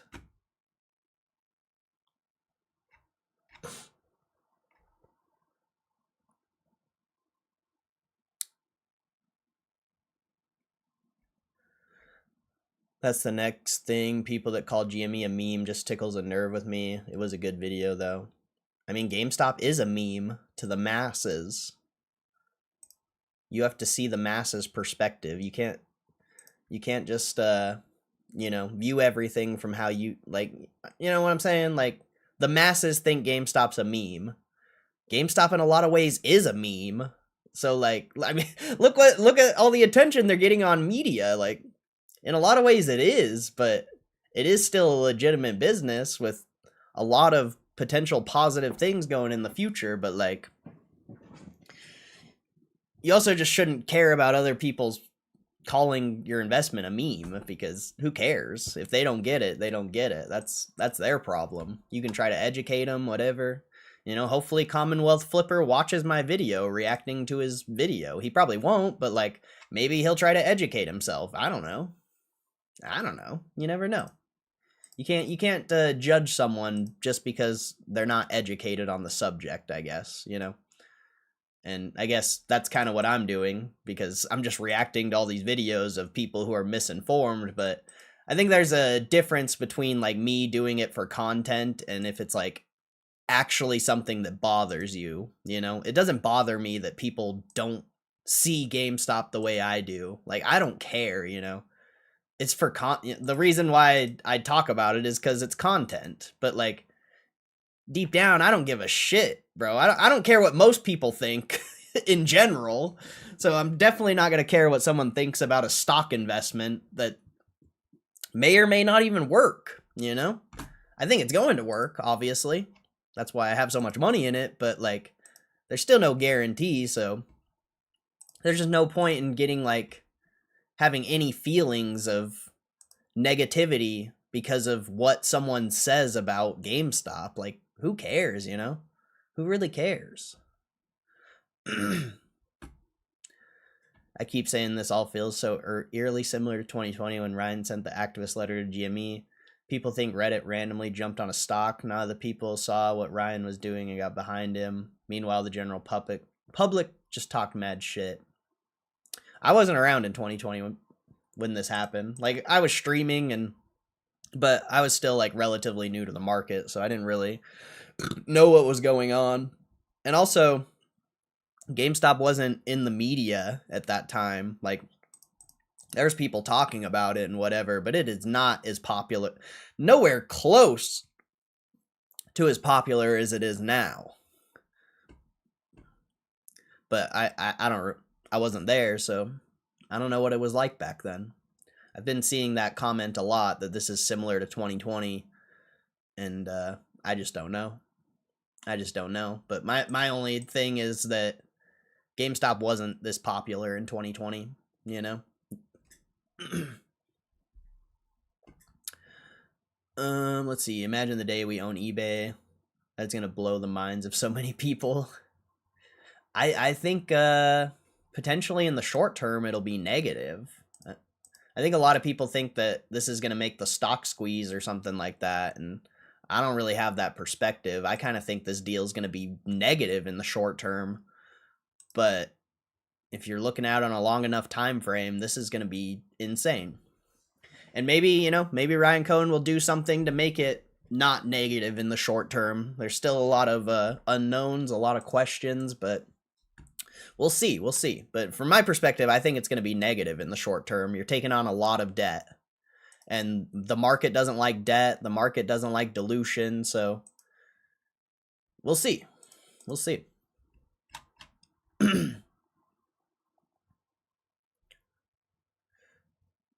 Amount of hate and negativity surrounding this is crazy. I mean, people are just misinformed. He's going to streamline the selling process, bang, 10x the value of eBay. Yep. It's going to take time, though. It's not going to happen overnight. It's going to take possibly multiple years. Probably more than 3, but at least 3.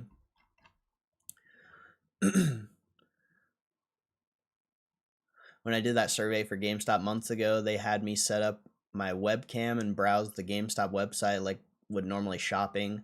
Need the webcam so they could use eye tracking. I'll be interested to see UI updates over time. Interesting. Very interesting. I do remember that. I do remember when you did that.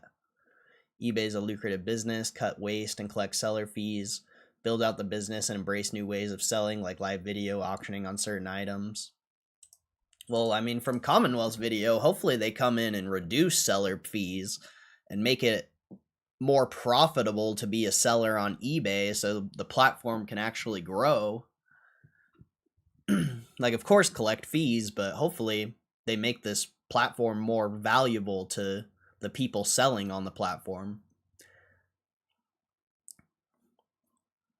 For sure, brother. We'll see. Yeah, we will see. We will see. And that's the whole point, you know? That's why being like super negative and stuff isn't worth it, because it's all we'll see. We'll see. I know what you're saying.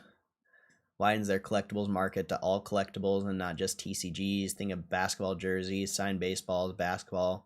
Think of movie props, historical items. I mean, anything, bro. You can literally sell anything on eBay. I could go and sell, I don't know, like, I could literally go post one of these hats. I could go post this Jordan poster. Like, I can sell anything. You know, I can sell all this. I could go sell these books down there. Like, you can sell anything on eBay. The collectibles is, you know, it's crushing and it's doing well, but this is giving you access to every single market you could possibly think of.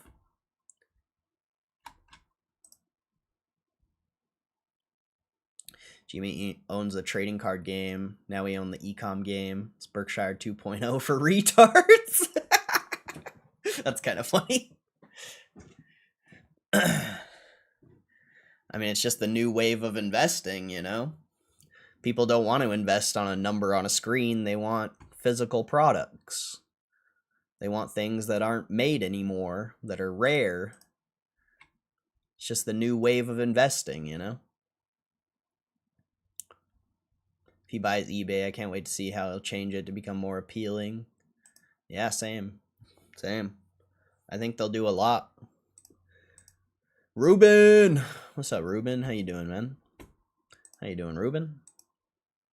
How's the stock doing? Still at 24? Is there anything... We just react to another video or something? Is there anything to talk about?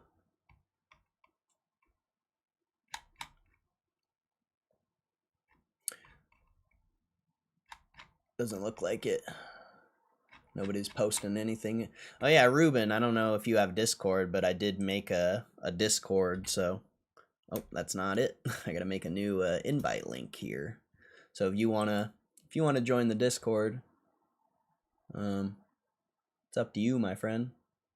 It's up to you.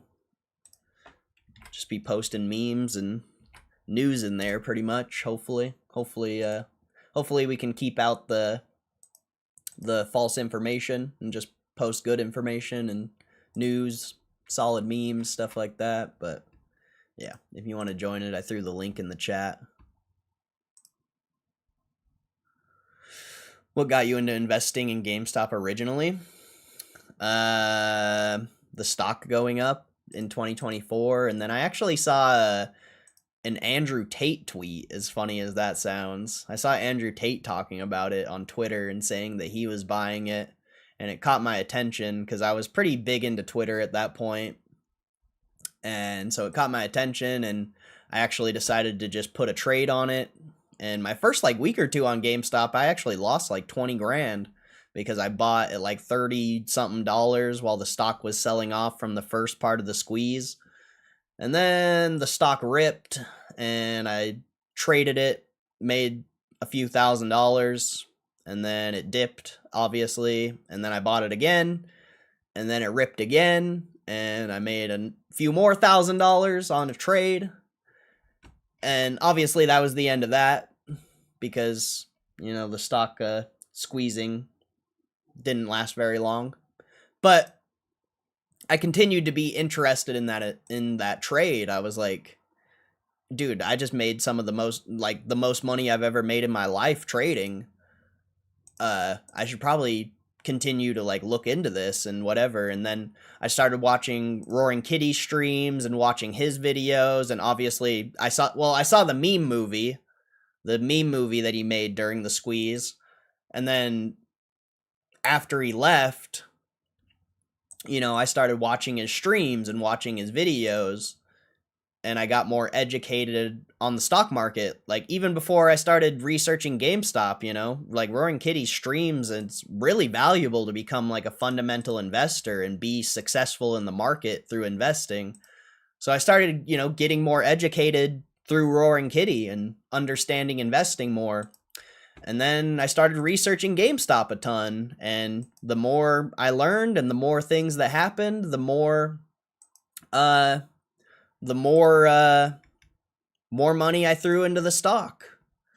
And then, you know, the Chewy thing happened, and I had a bunch of Chewy, and I made quite a bit of money on Chewy. I definitely sold way too early on Chewy, but at that point, I was really confident in GameStop. So, you know, I just started dumping all my money in GameStop. And then I think GameStop was trading around like 24, 25 bucks when I first started like dumping all my money in it.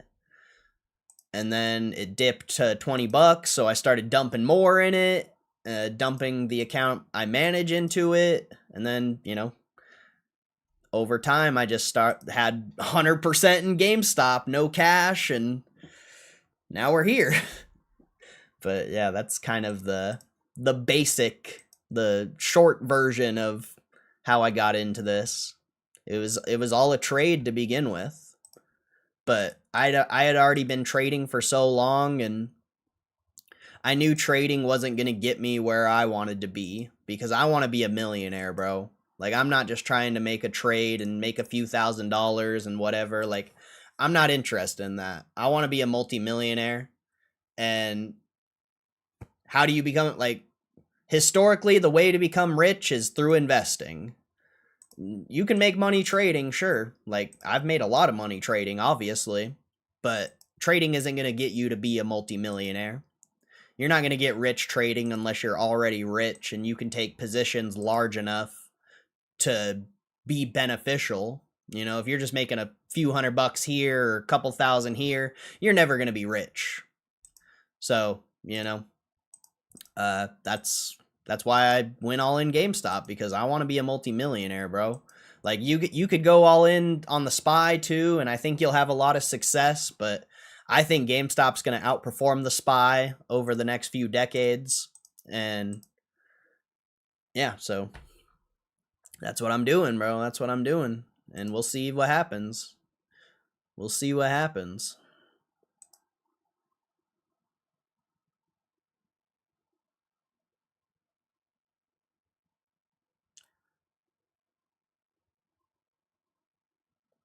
I used to watch Roaring Kitty streams in 2020. There were less than 100 viewers. Really? Interesting, Sabu. I didn't know that.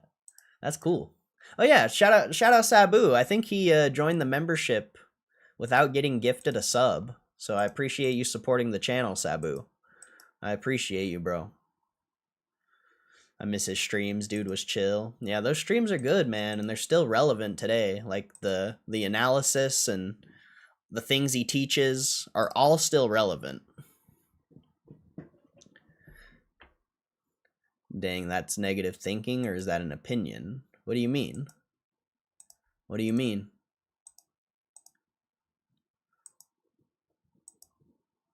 I don't know what you're asking.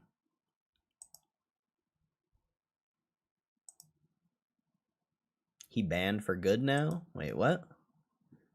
I don't know what you're asking, Happy. He didn't reveal his deep value until December, before he was just another guy with good DD. Interesting. Yeah, I knew that. I figured that out based off the stream, because it wasn't until like later in the streams where someone in the chat was like, "Are you DFV?" Because I think you can still replay the chat, if I remember correctly.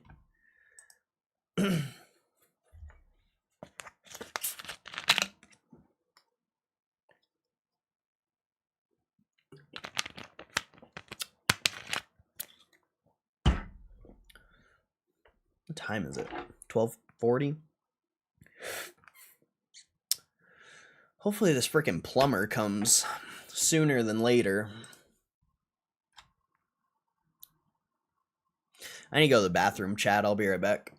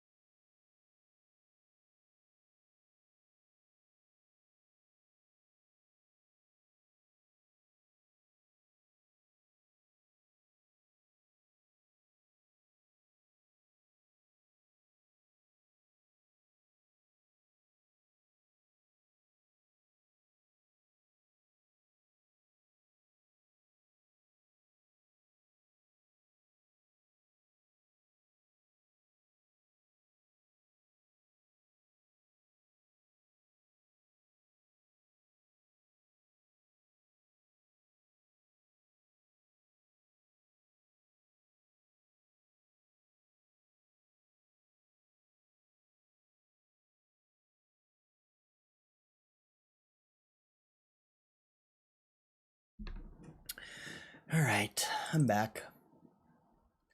I'm back.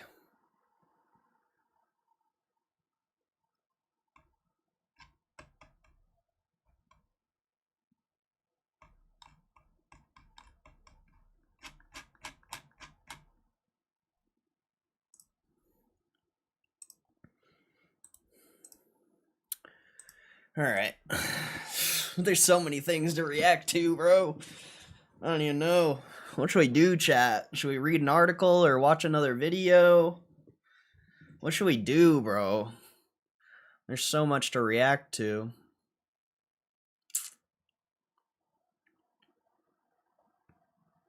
There's so much to react to. I kind of want to skim through normal news for a second, but let me know what you guys want to do. Do you want to read an article or do you want to watch a video? Shake Shack creators 30%. Planet Fitness stock plunged 30%. Boeing Citigroup CEO is set to join Trump on China visit. Okay. Whirlpool says Iran war causing recession level industry decline. Kalshi traders see odds rising that a US-Iran nuclear deal will be reached by 27.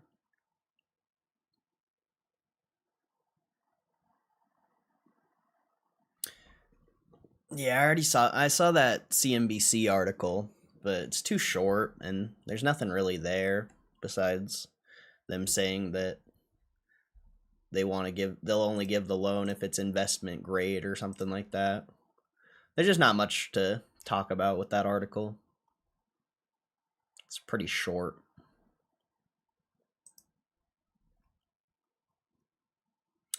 Traded 130,000 supercar for Pokemon cards and he doesn't regret it one bit. I think that's a good trade. I think I'd rather have a bunch of Pokemon cards than a supercar, personally.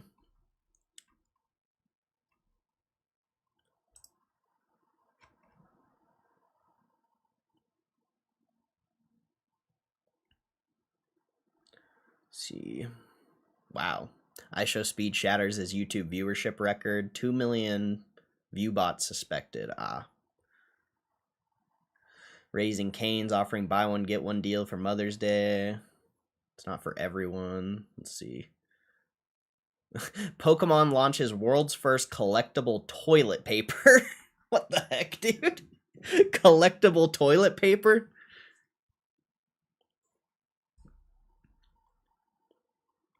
That's insane. They're going to be scalping that toilet paper for a lot. Raha Jackson cuts deal. Let's see. Pizza shop defends viral for... DoorDash is about to hit 1 billion orders every 3 months as food delivery skyrockets. Wow. Very impressive. James Cameron.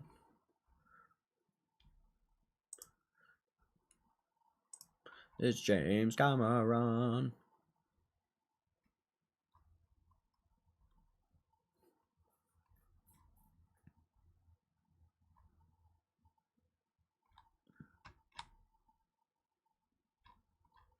Nothing there. Is Jimmy over? Article. All right, I'll read an article in a second. I just want to skim through some news for a second.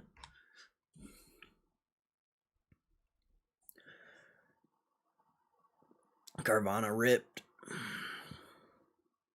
People who don't get this move by Ryan Cohen have never bought a rare graded card.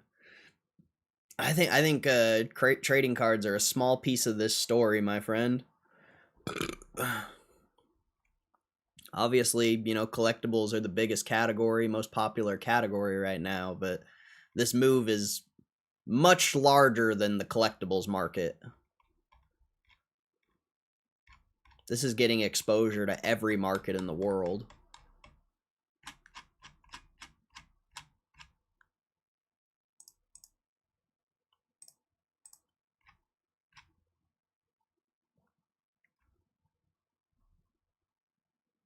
I do agree with you, but I think if all you're focused on is collectibles and specifically trading cards, I don't know if you're seeing the whole picture. I think you're seeing, a pretty big piece of the picture, but I don't know if you're seeing the whole picture.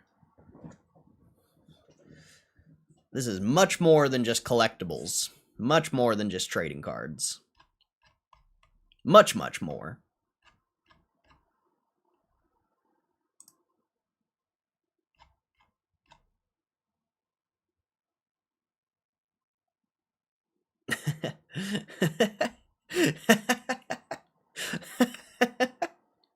Why eBay should ignore GameStop and use Bitcoin to save 1.2 billion in transaction cost. Oh, that's the article I want to read. Oh god, I'm sure I got a lot to say about that one. I'm sure I've got a lot to say about that one. And it's relatively long. Oh shit. Oh, that's what we're reading, bro. That's what we're reading. I'm gonna shit on this guy. Crypto's down a little bit. Let's see. Nothing really there. I haven't looked at economic data in a while. But I don't want to. that's why I haven't looked at it, because I don't want to. Let's see. You got McKesson at Airbnb after hours. Monster. Coinbase is after hours. Block. Expedia.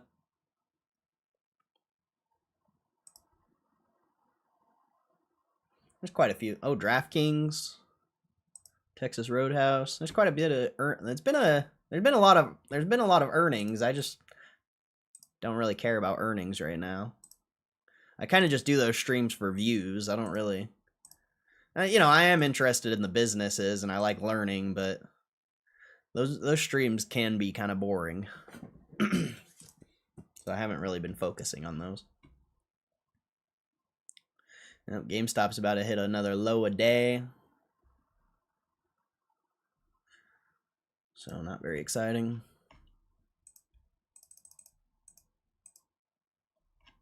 Let's see. Okay.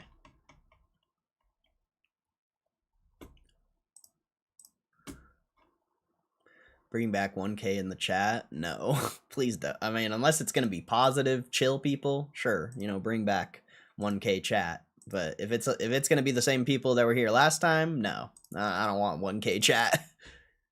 What's your take on Ryan Cohen and DK Butterfly? I don't know what that is. I don't have an opinion on tinfoil and things that aren't real. I've seen people talk about that on Twitter, but that's completely irrelevant to me. I live in reality, so tinfoil is irrelevant.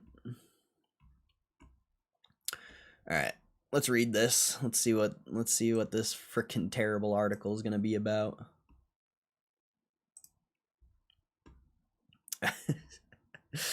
Oh man. Why eBay should ignore GameStop and use Bitcoin to save 1.2 billion in transaction costs. What eBay should reject GameStop. Ugh, all right, my bad. I just messed up the stream clip. Rebate. All right. Why eBay should ignore GameStop and use Bitcoin to save 1.2 billion in transaction costs. Yeah, buy Bitcoin, the most least valuable asset in the world. The only reason people like it is because it's going up, yet it really has no use and no value. That's what eBay should do, is buy Bitcoin. Wow. Ryan Cohen's unsolicited $55.5 billion unsolicited bid to absorb eBay into GameStop has the corporate world doing a double take. Cohen's pitch sounds seductive on paper. He promises to slash $2 billion in bloated overhead and instantly rocket eBay's diluted GAAP earnings per share from 4.26 to 7.79 in year one. Yeah, if he's going to do all that in year one, what do you think he's going to do the next few years? But behind the flashy presentation lies a massive hurdle, a highly speculative cash and stock structure that requires taking on $20 billion in new debt from TD Securities and drastically diluting GameStop's own stock to buy a company 4 times its size. I think that's extremely up for debate because potentially, if this deal goes through, GameStop shareholders' share count should go up. If you're getting 40% of the combined business, the share float combined should be anywhere between 1.5 billion to 2 billion. So if you're getting 40% of that, is, you know, from Ryan Cohen's hypothetical scenario, you should be increasing your share position, and it won't really be that dilutive because you'll have more shares. Whereas, you know, when they did corporate bonds, you didn't really get anything out of it besides, you know, them increasing their cash pile on their balance sheet. So it just made it a better fundamental play. But similar to the warrants, they could potentially be giving you quote unquote free shares. It won't necessarily be free shares because, you know, they are diluting you, but you're going to get more shares for the dilution in this eBay GameStop deal. And the warrants, you basically, I mean, you didn't get free shares, but they basically gave you a dividend where you can sell those warrants at any time and make money. Or if GameStop's trading at $40, $50, $60, you can exercise those warrants for GameStop shares at $32 a piece. So you wouldn't really get necessarily diluted, or you're not going to get diluted with the warrants unless you sell your warrants. If you exercise them, you're not getting diluted. So I think the dilution that people are so focused on with this eBay GameStop deal, I don't know if it's going to be as negative as a lot of people think. I think it's actually going to be extremely positive if my share count goes up. Analysts and investors are deeply skeptical, which is why eBay's stock continues to trade well below Cohen's $125 offer price. eBay's board doesn't need a smaller meme-backed retailer to step in and aggressively strip its budget to find efficiency. Instead, they can look at a real-world blueprint proving that true operational efficiency isn't found by gutting marketing, it's found by upgrading the payment layer. Yeah, you can definitely tell this guy's never ran a multi-billion-dollar business. The only way to increase efficiency is by cutting costs and reducing bloat. And eBay's board and management team only cares about themselves. They're only in it for themselves. That's why they're doing buybacks. That's why there's so much stock-based compensation, because the eBay management team is just trying to make themselves rich. They don't actually care about eBay's business. And that's why you've seen eBay's business continue to decline from an asset perspective, and their liabilities have been going up. By taking a page out of the broader digital asset ecosystem and looking at how legacy brand Steak 'n Shake just revolutionized its business model, eBay can unlock a massive structural victory completely on its own terms. Wait, you mean Steak 'n Shake? Didn't they buy Bitcoin at like 100,000+, 110,000? So they lost about 50% on their Bitcoin position. Which, sure, you know, GameStop bought Bitcoin at higher prices, but they sold covered calls, so their downside was protected on their Bitcoin position. Any of those companies that did corporate bonds to buy Bitcoin is getting absolutely wrecked, and their businesses are garbage. That's why they bought Bitcoin, because they thought Bitcoin was going to save their business, but their businesses are just terrible. The proof of concept, the Steak 'n Shake case study.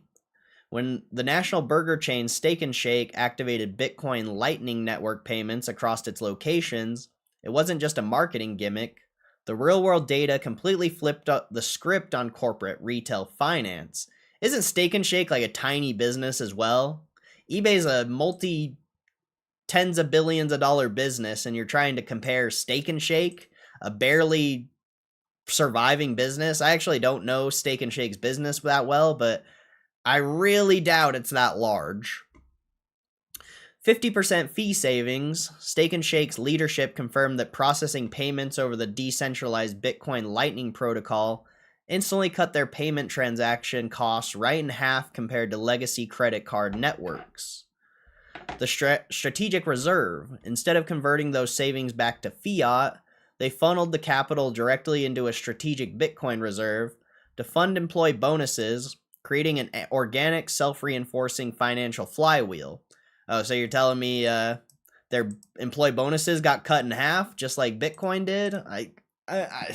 Man, the Bitcoin glazers, bro. I don't really understand the people that just like think Bitcoin is this almighty thing. It's very likely that it never goes up as much as people think it's going to. The opportunity cost, what this math means for eBay. The payments blind spot. eBay is an e-commerce titan, facilitating massive scale across its global marketplace. In its fiscal year 2025 financial results, eBay reported steady momentum, yet it remains anchored to traditional payment rails. Because eBay runs its own internal payment infrastructure, quote, eBay managed payments, it is stuck swallowing massive transaction fees from legacy credit card cartels, passing those costs on to sellers via hefty 13.25% take rate.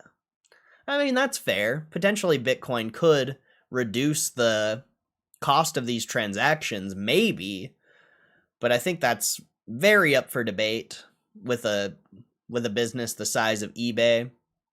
And, I don't know much about Steak and Shake, so I can't really say how beneficial this Bitcoin Lightning infrastructure has been to Steak and Shake's business. So we got to kind of take this guy's word for it, but I really doubt it's been that beneficial, judging how Bitcoin's price action has been as of late.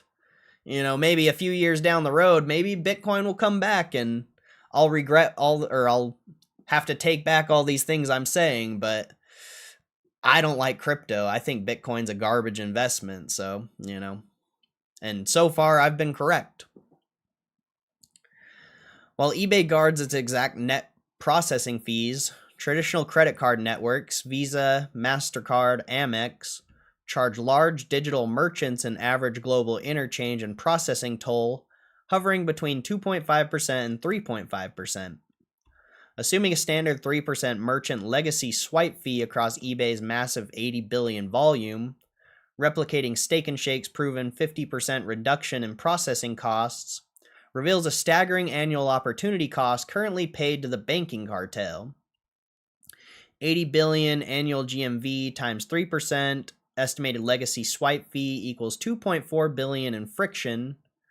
2.4 billion times 50% equals 1.2 billion annually. So, I mean, this is just another way Ryan Cohen could come in and potentially cut costs if this is something he wants to do.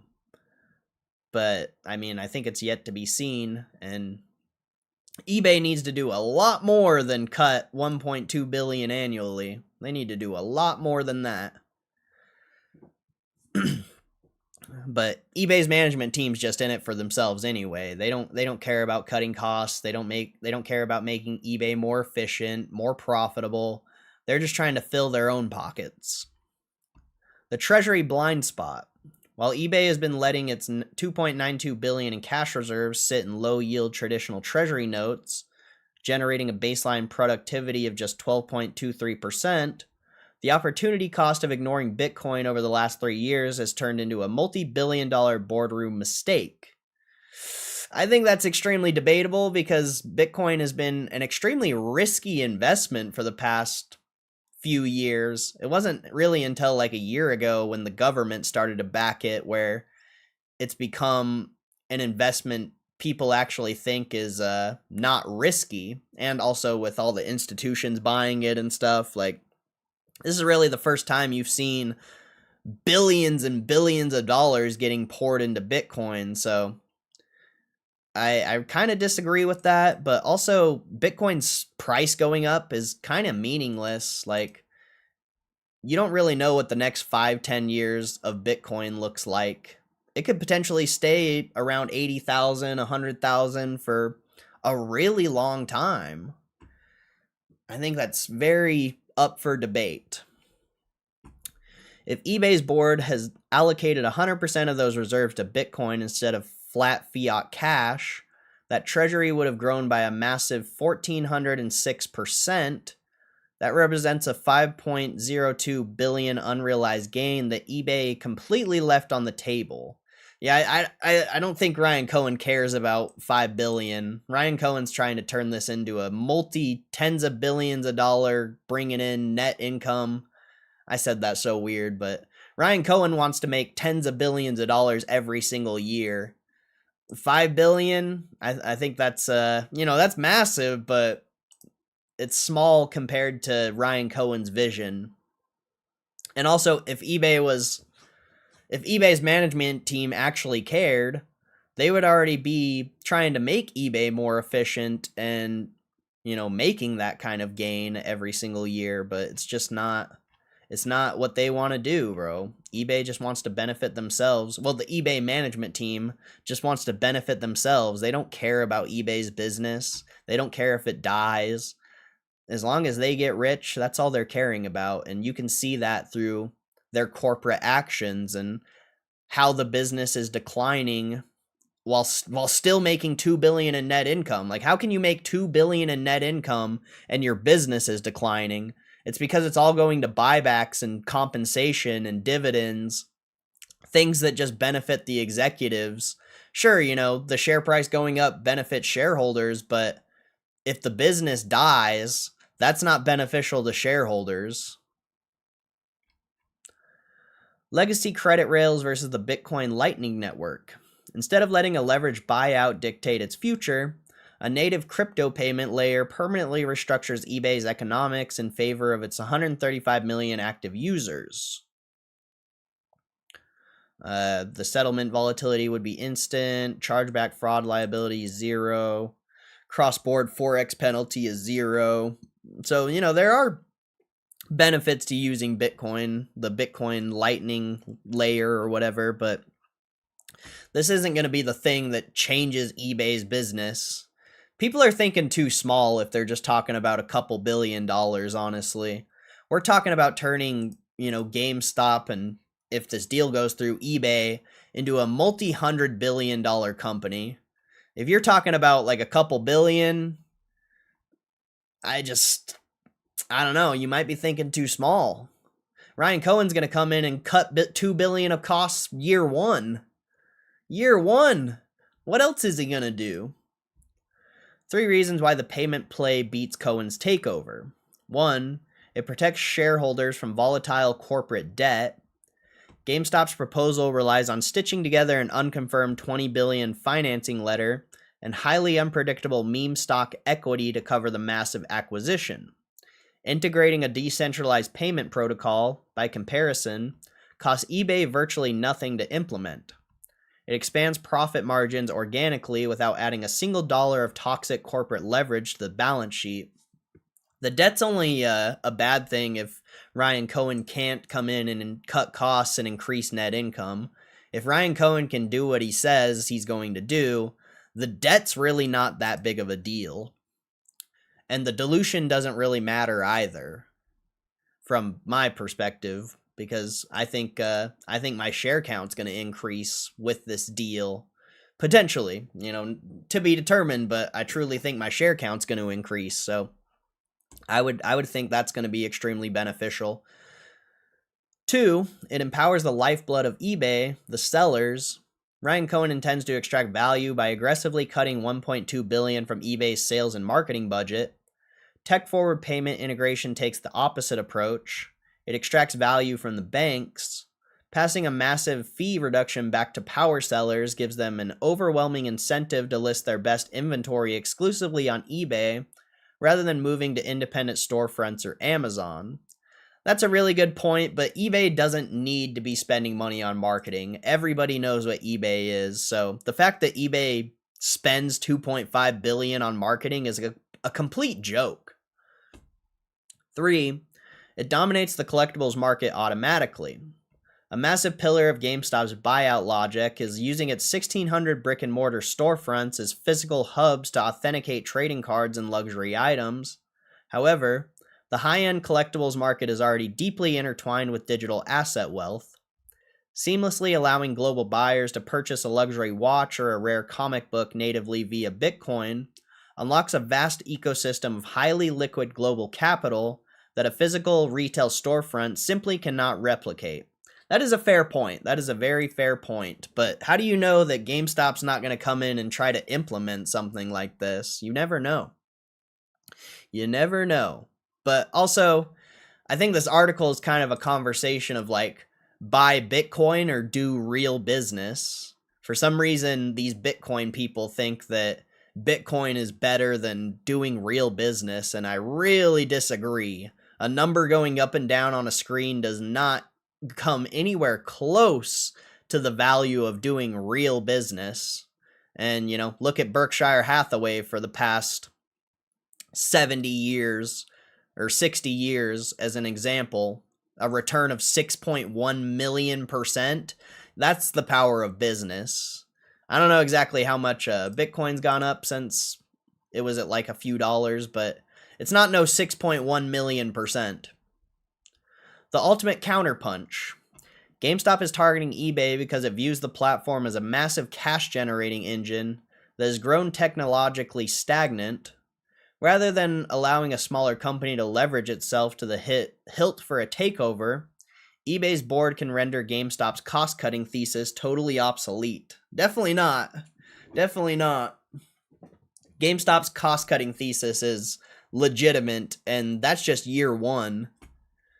By using the retail industry's blueprint to fix its payments layer, cutting out banking monopolies, and returning $1.2 billion in annual savings to the marketplace, eBay can drive its own historic earnings boost, proving it doesn't need a savior to dominate the future of digital commerce. Yeah, but eBay's board would just take these savings and pay out themselves and make themselves richer. They wouldn't make eBay's business better, so this just...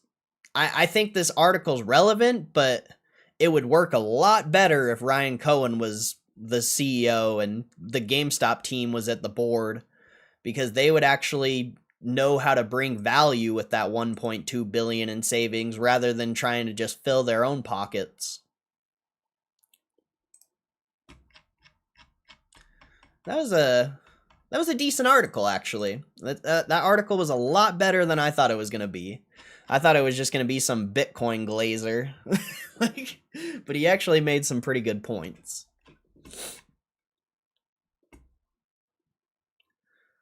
Let's see. GameStop will rewrite history. What's up? Stay happy. Sailor tweeted 3 months saying buy Bitcoin, never sell. Sailor's tweeted today saying buy more Bitcoin than you sell. What's up, Gobnob? How you doing, man? Justin! What's up, Justin? It's been a while. I hope you're doing good, bro. Might be safe to say this is a hostile takeover. What will happen of price to eBay when they reject the offer? You know I don't speculate on short-term price action, bro. I have no clue. I think if they don't accept GameStop's deal, GameStop's going to get eBay for a heck of a lot cheaper. But as far as short-term price action goes, you know I don't speculate on that. If you're not making a trade, it's pointless to speculate on. My money's going for the next few decades, not what's happening tomorrow. Or whatever, you know, whenever they reject the offer, approve the offer or whatever. Like, I don't speculate on short-term price action. I don't really care. I'm here to make millions, not a few $1,000s. So short-term price action's irrelevant to me. They make good money half-stepping. Yeah, definitely. It just goes to the wrong places. Instead of making eBay's business better and growing it, it's going into the share, it's going to reducing the share float and increasing dividends and increasing stock-based compensation. So it's just, yeah, it's whack. eBay's current business is whack. Well, I mean, eBay's current business is really good. The management team's whack.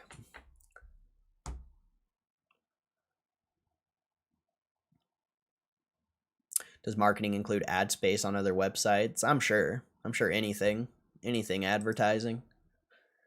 Exactly, it doesn't take into account that eBay won't do none of that stuff. Yeah, they won't. Even if they did, it wouldn't matter. They would just increase their compensation and do more buybacks and stuff. They wouldn't do anything to make eBay's business better. Did shorts close, or do you think we have a shitload of hidden naked shorts out there? Is that reality or not in your opinion? I just don't know. It's not something I can verify or prove. So, you know, that's the common idea on Twitter and Reddit, but it just, even if it is true, it just doesn't matter to me. Like, do you think in 10, 20 years naked shorts are going to matter when, if this deal goes through, when Gme is making tens of billions of dollars a year in net income? Like, do you think short sellers are going to matter at that point? I think I don't think they're going to. So I think that's just kind of a waste of I think it's a waste to even think about that. Personally, I just don't find value in that, because I'm in GameStop for the next few decades, possibly the rest of my life. So if people are shorting the stock, good for them. It's just going to make me richer.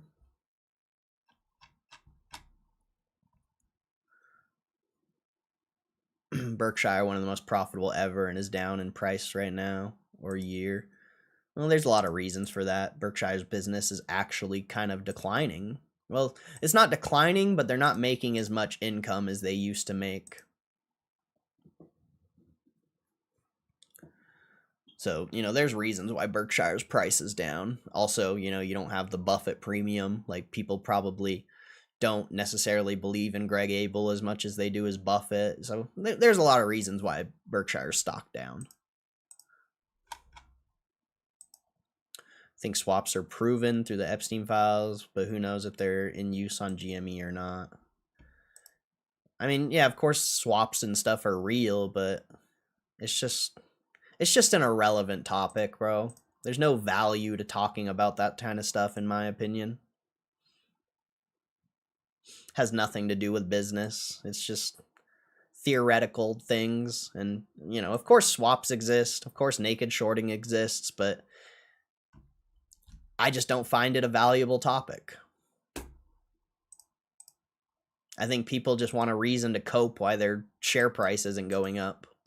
And, you know, that's fair, but I don't care if the share price goes down. It doesn't matter to me. So, like, I just think that's not a relevant topic. That's really all.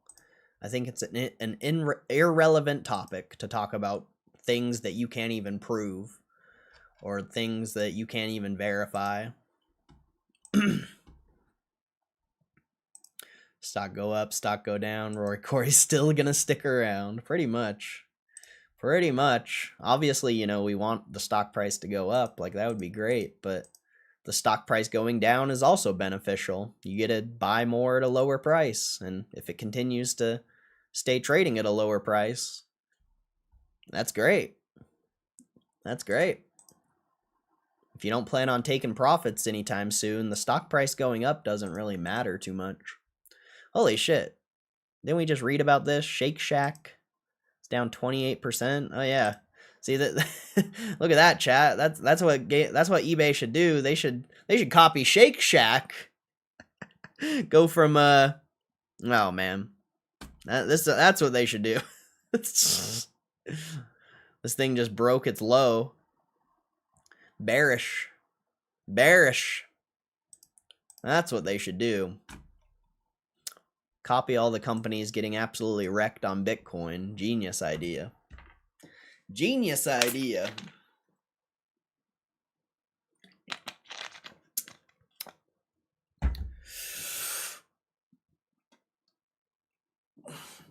I hope this fucking plumber comes soon. One sec. I gotta make a phone call. Someone called me.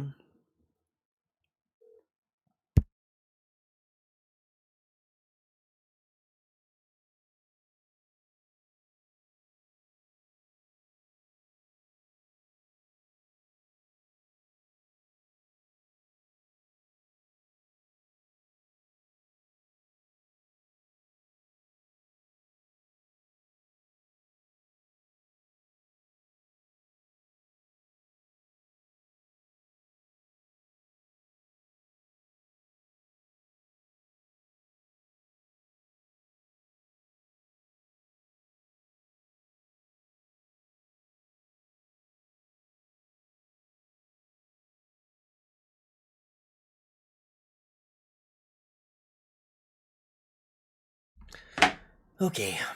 It's already 1. This dude should be pulling up, bro. I think they said between 1 and 5. They gave me the most fucking wide time frame ever, dude. Kind of annoying. Kind of annoying.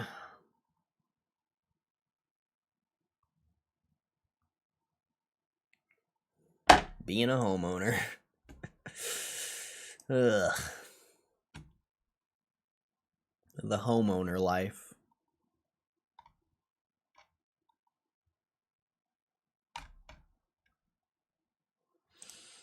Dang, I can't believe I just read another article, but wasn't even one in the list. It wasn't even an article in the list. Oh, man. There's still so much stuff to react to and stuff.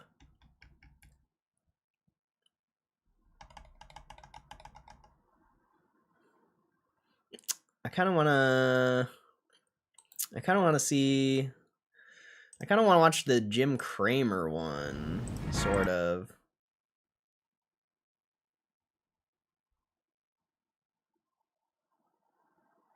Don't even get me started on homes. Fence blew over, toilet sprung a leak, and I got 2 magpie nests to take care of. Ah. Frickin' home ownership, bro. Frickin' home ownership. This is a kind of a short clip. Jim, I want to get you on eBay and GameStop. Ryan Cohen today. I guess should we watch this? I guess we should watch this, huh? It's not a very long clip, so I don't know how well this is gonna be as a stream clip, but we'll see. We'll see. Yeah, I don't. We'll just send it and see what happens. We'll just send it. Send it, dude. Send it. Jim, I want to get you on eBay and GameStop. Ryan Cohen today on Squawk Box. I guess, as you said, no Mr. Personality Awards for now. I wonder if Jim Cramer is gonna come on and suck off a live horse. I'm just kidding. I don't. Wasn't it like the $1,000 stock price or something? I don't remember exactly. No, look, I think that he is doing something that we used to do. We used to see in 1984, actually December 1984, when late great Boone Pickens made an offer at Mesa Petroleum for Phillips, of which they're pretty much Phillips was actually much bigger than Mesa. Is this something that? But there were some really good questions by our team. I like that Jim Cramer came right off the bat and like compared it to something in the past. Jim Cramer gets a lot of hate. I'm not a big fan of Jim Cramer, but I do like that he, tried to compare it to something. The idea that maybe does he want to just bring out the possibility of a reverse where GameStop gets bought by eBay. Ryan was not going to say anything other than what was in the documents. I think it's curious that he goes on TV. Maybe. Why do people have like the idea that they want eBay to buy GameStop? That is not true at all. And maybe this was before this that Charles Payne interview or the TBPN interview, which probably nobody watched the TBPN interview, but he wants to run eBay forever. Ryan Cohen wants eBay. He doesn't want anything else. He just wants eBay, and he doesn't have any other incentives or any other ideas. He strictly just wants eBay because he knows he can turn eBay into a monster company bringing in tens of billions of dollars a year in net income. He does it to insult. I've done that. Kind of what I was known for a while. It wears thin very quickly, especially at home. But I do think that what he's got going there, hey, listen, let's just tell it like it is. I mean, I watched it.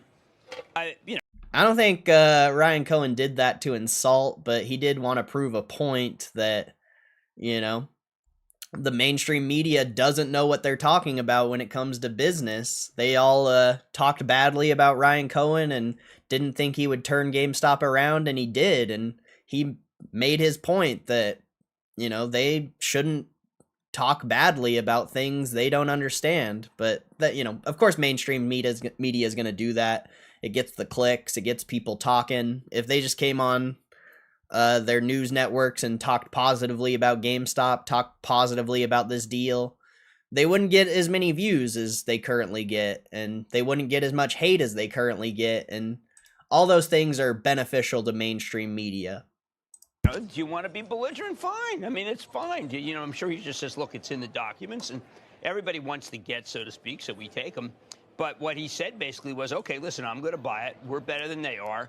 I don't get paid. They get paid too much. They're going to hire big advisors. We're not going to do anything. That's not at all what he's saying. Ryan Cohen actually answered some of those questions they asked very properly.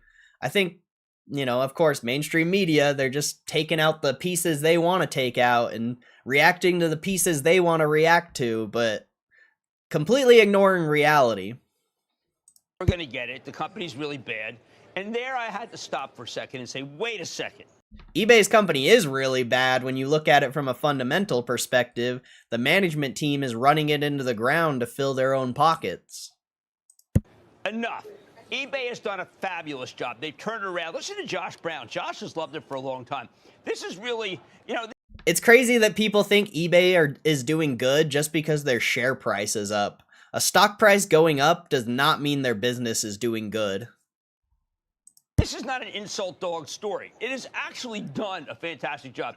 And yes, the stock has moved up because he's been buying the stock lately. But the fact, and we didn't know that, of course, but that's behind some of it. I said... Yeah, they've been buying back the stock and paying dividends just so the insiders can sell at high prices and benefit themselves, instead of putting that money back into the business and actually growing the business and making eBay a better business. Man, I just think it's crazy that people think that eBay's business is actually doing good just because the stock price is going up, when that's not the case at all. Like, sure, eBay's a good business and it pulls a lot of income and it does well, it produces a lot of revenues, but the management team is only in it for themselves. And if you go look at eBay's fundamentals, you can clearly see that. A few years ago, they had over 20 billion in assets, and now they're only sitting on like 17 billion, 18 billion. So their business is not doing well from a fundamental perspective because the management team is just trying to make themselves rich. I told people on the show that it acts like it's going to be taken over. But the idea that they are doing a bad job, after all these years of them doing a bad job, was the real insult. eBay is better than it used to be. Okay, maybe that's not enough. I mean, Amazon's better than it used to be. But I just really didn't like the coloration of the idea that eBay has done a poor job. I'm not... They have done a poor job. And, Jim Cramer's obviously got to talk the mainstream opinion and, increase everyone's ego, or I forget what the term is, but yeah, eBay's business isn't doing well because of the management team. Like I said, a stock price going up means nothing. Is David with us? Yes, I'm here. Well, David, this could be, yes, it could be Mesa Petroleum trying to buy Phillips, but the fact, and Phillips was underperforming at the time. But I would point out that it's not like eBay is one of these incredibly self-destructive companies where they've lined their own pockets and done a bad job. They actually... That's literally what they've done! That's literally what the eBay management team is doing. That's insane. That's insane for him to say that. Did do that for a long time, but they have done a good job lately. The quarter over quarter have all been good.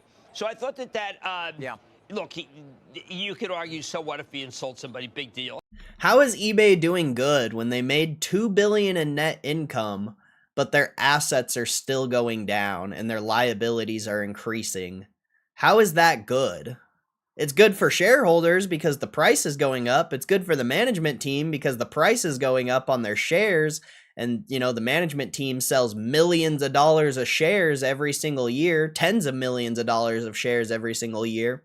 So yeah, it benefits the management team and the shareholders, but what's going to happen if they continue on this trajectory and eBay's business dies because of a terrible management team? Are they just going to wait until it's about to die and then they'll be like, oh, we're going to finally turn it around? Like, what? I don't know. Well, you can say that. It's not like fifth grade where you have to be nice. Well, you're giving him a lot of credibility more than bad. Yeah, you're giving him more credibility, I think, than the market is right now, Jim. Listen, it's funny to be at the Milken conference. Of course, Michael Milken, who was one of the originators of the highly confident letter, that's what they've got here, right? A highly confident letter, I think, from TD.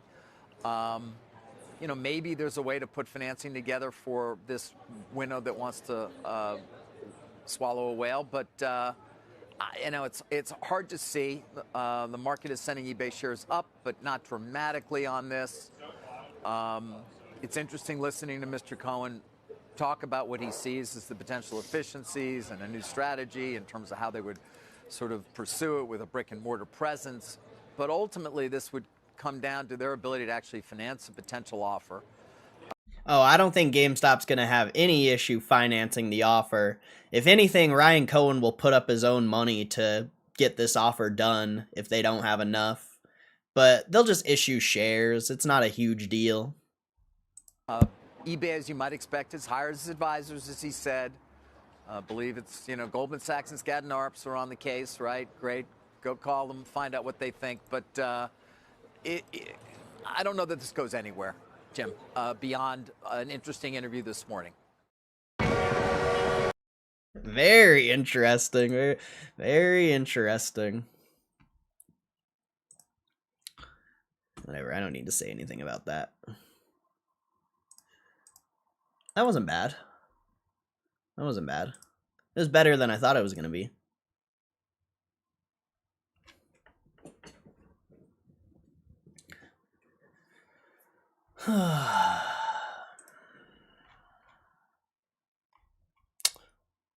It's 1:30. Bro, where's this plumber, bro? Is he really not going to come until 5? How long have we been streaming? Almost 3 hours. Man. Is there anything new? Anyone post anything in the Discord? Someone posted a GIF. A roaring kitty GIF. But looks like no news or anything like that. Make sure you guys join the Discord if you want. Do I still have the link copied? Let's see. Yeah, I created a Discord last night, despite my better judgment. If you've been here for a long time, you saw how the Discord server went last year. So hopefully it'll go a little bit smoother this time, and we can actually create something that people actually care about. But we'll see. But yeah, if you want to join the Discord, it's free. And I just put the link in the chat. Put the link in the chat.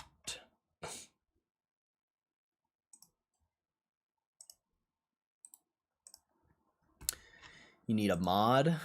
I don't even know how to do that on Discord. I'll be honest. So I guess if it gets to that point, I'll figure it out. But for now, I think it'll be fine. I assume it's just going to be OGs that join it for the most part.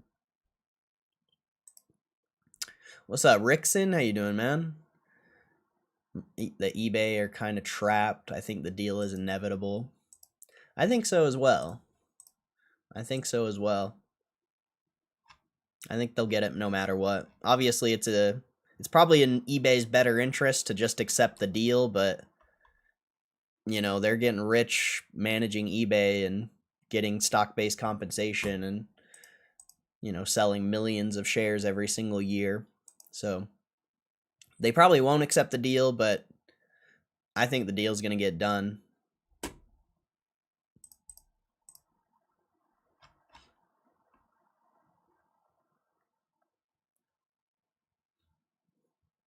$125 a share is too good a price in my opinion. Yeah, I mean that's a ridiculous offer. I don't think even eBay is. I mean, obviously eBay will be worth that in the future, but that is a ridiculous offer.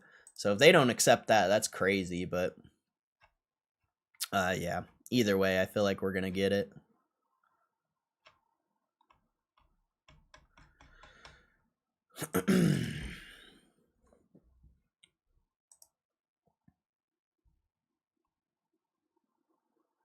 I wish I could get paid to go and sit in a bar and chit chat like on that post.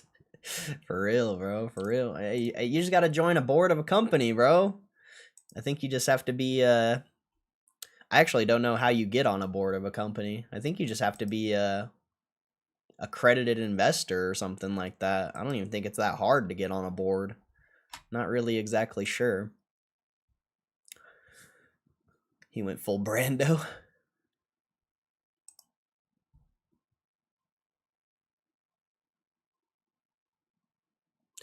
What's next?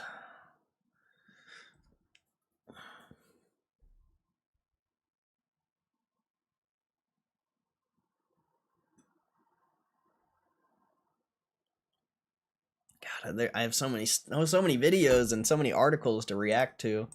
It's hard to pick which one.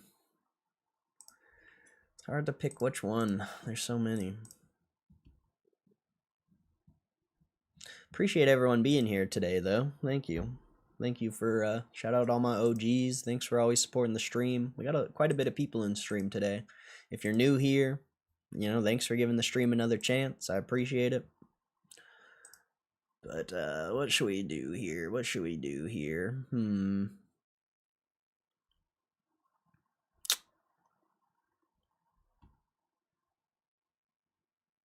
I don't know. That one's moist critical.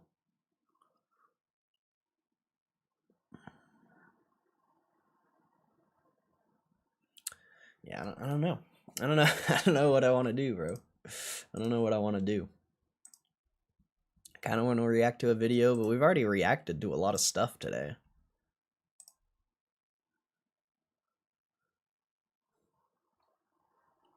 We've already kind of reacted to a lot of stuff.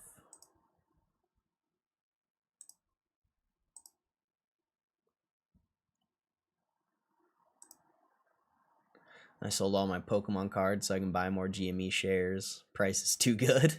Nice, Justin. That's awesome. I did that a while ago. I think that's funny, though.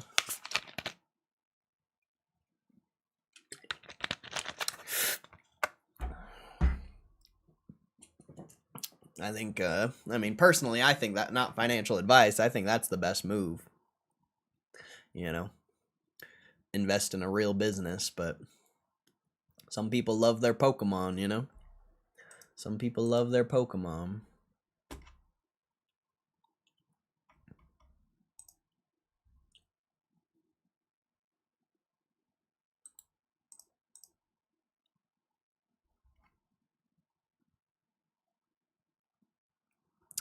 Let's actually watch this guy's video. It says GameStop is buying eBay and I'm pissed.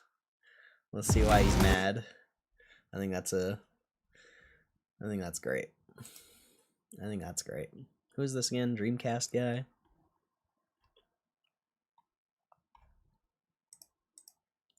Let's see what this fucking dude's gotta say. Ugh, the comment section is disgusting. The comment section's disgusting, bro. Alright. Let's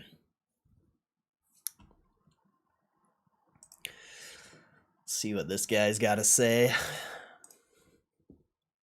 Hey there, gamers, Dreamcast guy here. Today we're talking about GameStop, apparently. Now, for the last decade, I've been a very big GameStop hater because I just feel like GameStop used to be fantastic. It was a place for not just good games, not just cheap games, but...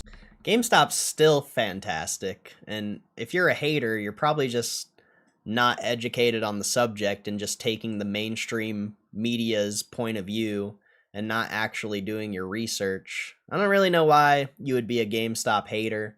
Like, I know the common idea is that they are scammers because of their trade-in values, but if you don't like the trade-in values GameStop gives, you don't have to trade in your items to GameStop. I know, that's a brain blast, but that's reality. They're not, like, grabbing your wrist and giving you an Indian burn because you're not trading in your item. It's your choice.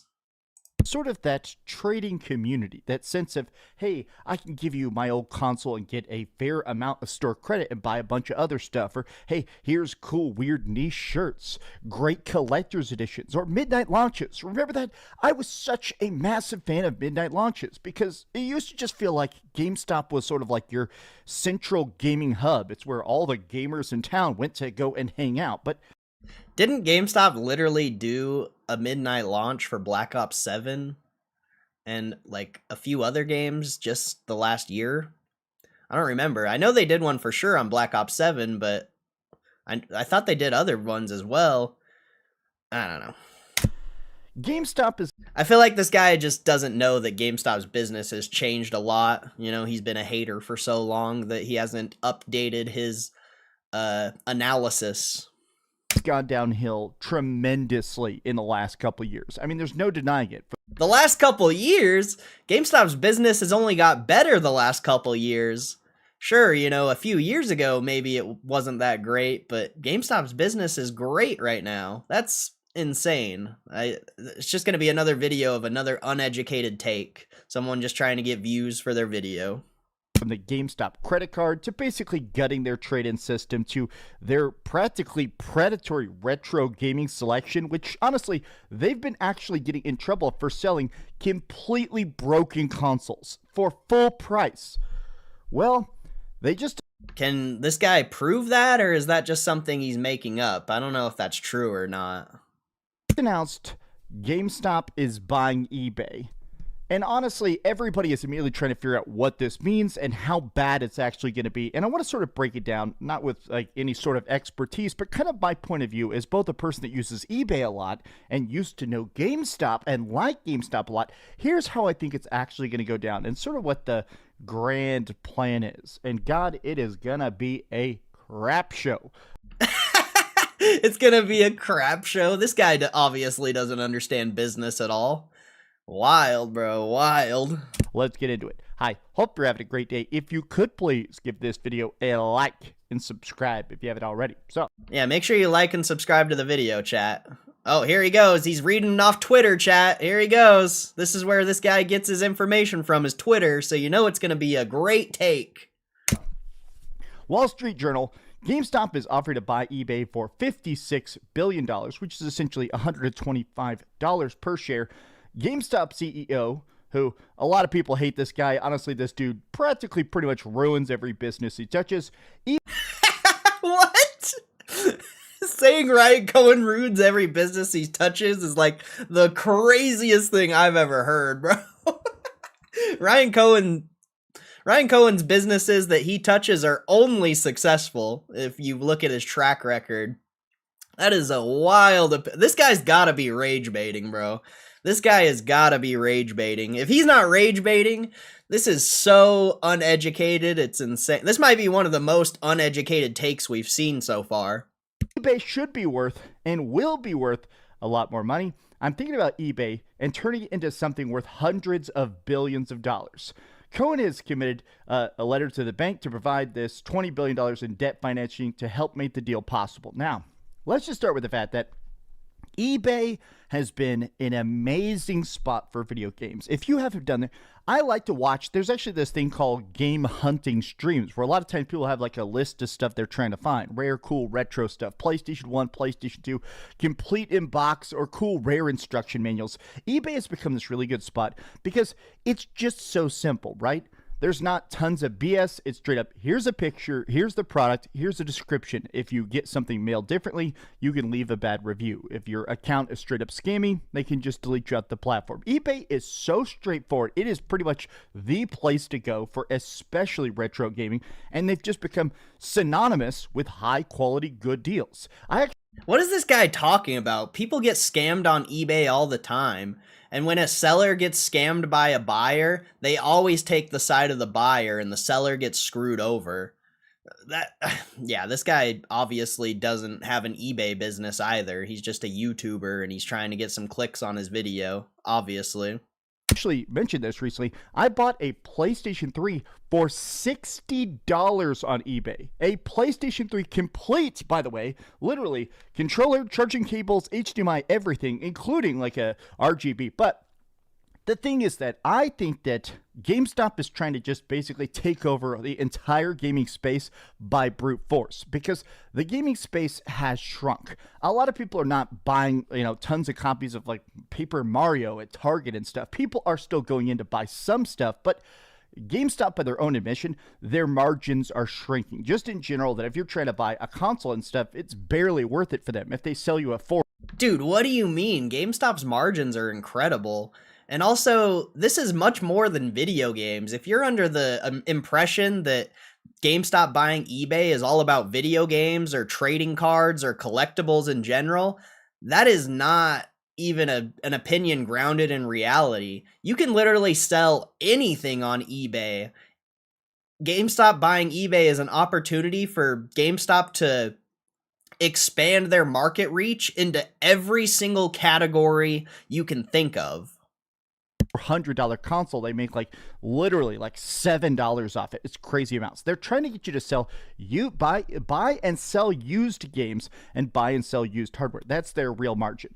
I think their plan is to basically take over eBay and maybe even start just selling stuff through there. Oh, now you want to buy retro stuff. Oh, you're buying this GameStop branded stuff. Sort of like on Amazon. You'll buy Amazon stuff, sometimes from other sellers, but also from Amazon themselves, from like Amazon Basics. I think that's sort of the plan.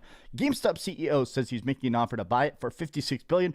There's nobody more qualified, based on my experience, to run the eBay business. Where has he stumbled across $56 billion? The only thing I'd want out of this is for them to implement their trading system to eBay, where it doesn't feel like managing your own listing. You know, a guy who reads Twitter comments has a really good point of view on the world, a really good perspective on the world, you know? You know, someone reading Twitter comments, they know it all, bro. They know it all. This is actually a pretty insane video.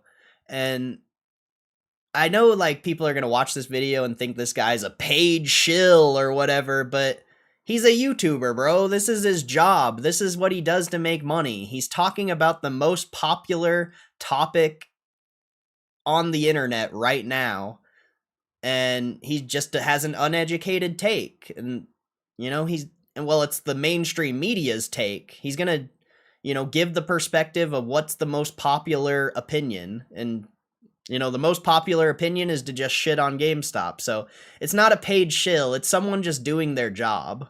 Like, this guy has over 250,000 subscribers. He's just doing his job, bro. He's just trying to make some money through views and, his sponsors, if he has any. We want quick cash. What an odd thing to want.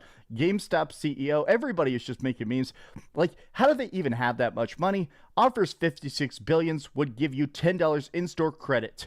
Everybody, of course, is making a lot of store credit memes like that, so it's really worth about $450. Now, I did like this tweet. Mr. Matty Plays actually has been doing this long-running series, and multiple people have done this now, where they kind of call it like an eBay unboxing or a GameStop unboxing, which is that, like, GameStop now has gotten so incredibly bad about what you actually get. There are mostly times where you literally, if you buy a used game, you really don't know what you're going to get. I'm not sure how the factories work, how the mailing works, but it is extremely common that if you buy something on GameStop.com, you really don't know what you're going to get. You buy a copy of Chrono Trigger and you get a reproduction cartridge or something completely different, sometimes better, sometimes worse.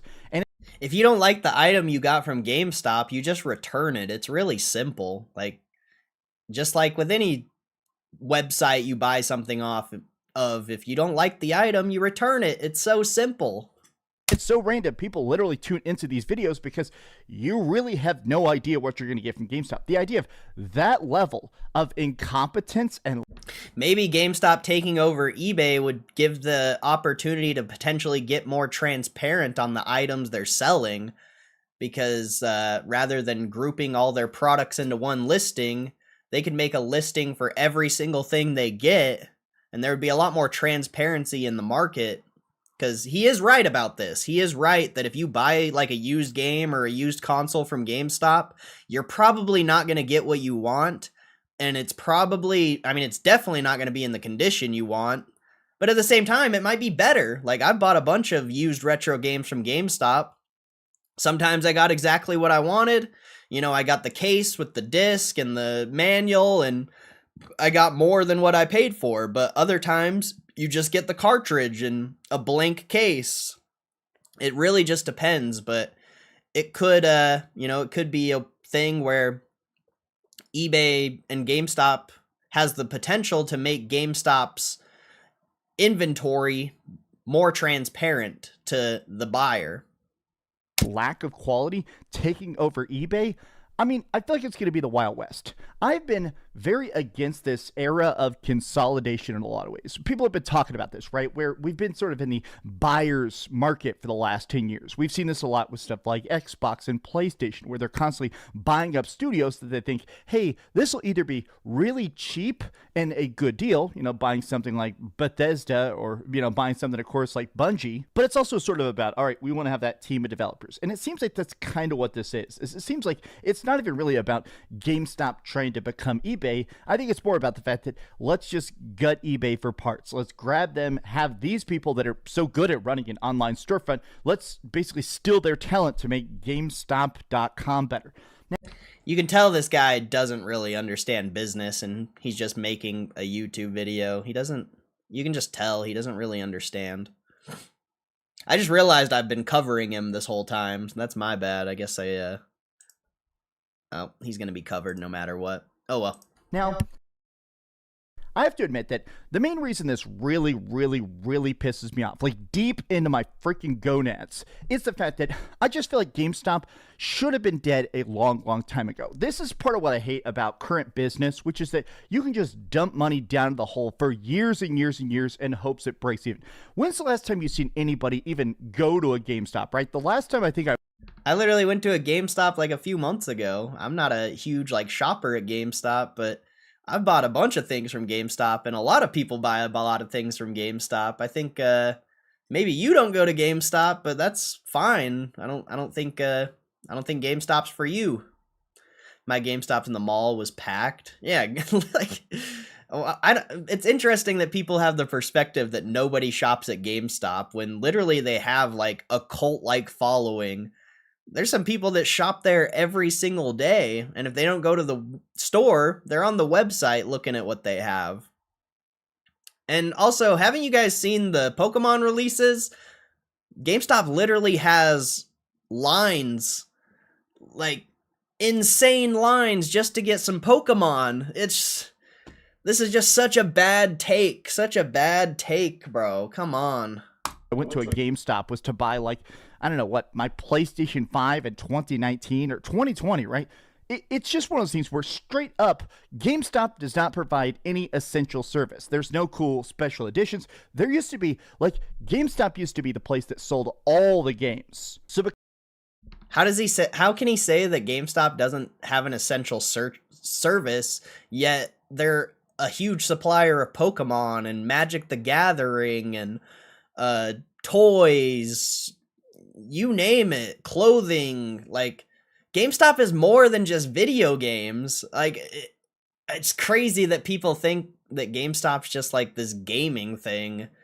And the fact that this guy just has the perspective that they're trying to take over eBay to control gaming is actually insane, bro. GameStop's trying to increase their reach in the market and grow into a multi-$100 billion business. You're not going to make a multi-$100 billion business just focusing on gaming. It's not even a reality. Because of it, a lot of companies actually would make special bonuses where here's the game, but if you buy it at GameStop, you get this extra mission. Or, if you go to GameStop and buy it there, they give you a big cool poster. GameStop has gotten worse in quality, worse in output, and even worse in customer service. The idea of them taking over eBay, which is an actual... I can't actually agree with that. GameStop's customer service is kind of trash. I can't agree with that. The last time I bought retro games from them and I went to try to return them, it took 20-30 minutes because they had to call and verify my return or something. It's GameStop. I do agree with that. GameStop's customer service is kind of a joke, but eBay's can be as well. I've had some bad experiences with eBay's customer service as well, and I think any business's customer service can be bad. It's just depending on the person you're talking to and, the policies they have in place. 100% absolutely Nessie part of the gaming industry. Like, eBay has been growing. eBay has been getting better, straight up way better. Them getting bought out is not a sign of, oh, wow, they seem like possibly like a good asset to obtain.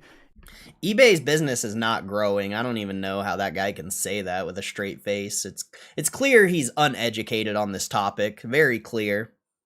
It's basically just a predatory thing. It straight up just feels like, hey, we could possibly buy this if we borrow enough debt and cobble this all together, and we can just kill our competitor. This is not about making eBay better. I don't even think this is about making GameStop better. It's about tricking you into being forced to go to GameStop.com even more often to buy their very crappy stuff. Bro. This guy's gotta be rage baiting, bro. There's no way. If this is a real opinion, it's insane that someone can live in this kind of ignorance and be okay with it. I have been getting more and more into retro gaming, and I love retro gaming. There's something so easy and quaint about the fact that you can just pick up, a 3DS with every single game on it. All your old school games. There's such a cool repro mini retro consoles all over the place now, right? I feel like we really are in this renaissance of retro gaming because it's not just super cheap and super accessible and super fun, but you also have this back catalog of decades of very, very easy to access games now. And I feel like a lot of that comes down to eBay. People being able to sell modder kits, custom controllers, all sorts of stuff. I'm not really excited about the idea of eBay, which is so crucial, getting taken over by these crappy gaming vampires. I don't know. How does this guy not know that eBay's management team is literally like running eBay's business into the ground just to increase the share price? It's kind of wild. It's kind of wild, like, how people who have no experience in business, who don't understand business, who have never researched business, can have a perspective on business. And this dude has 250,000 subscribers. This video's been viewed 11,000 times. Like, people agree with this guy. People agree with this guy and have the same opinion as this guy. And that to me is just absolutely insane. That people are just following this blindly and not caring and just, they're just going to completely write this off because of all the negative opinions on YouTube and mainstream media. Sure, GameStop's getting a lot of eyes right now, but people are just going to continue to have these negative perceptions and they're not going to be able to benefit in any way because of people like this. To have thoughts. I just woke up, and honestly, this is lame as piss.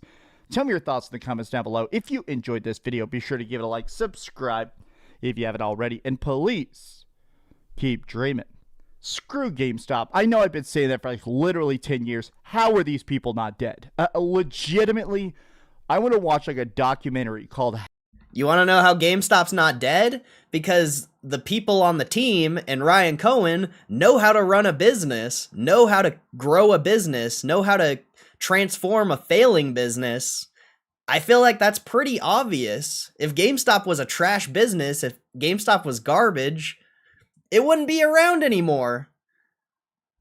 How is GameStop not dead? Thanks so much for watching that video. Oh, that was a terrible take. That was probably, out of any video we've watched so far, that was the worst take. Dreamcast guy? Ugh, disgusting, bro. That was bad. That was bad. I didn't realize I was covering him that whole video. I didn't realize I was covering him that whole video, but whatever. I don't really care. I don't really care. What video is that? This one? Oh wait, it's the I'm pissed one. Where is that? Oh, Dreamcast. So delete him off the list. And there's another stream clip, chat. Oh man, we've been crushing the stream clips today. I still have so many more, bro. I literally have content for like the next month, which is awesome.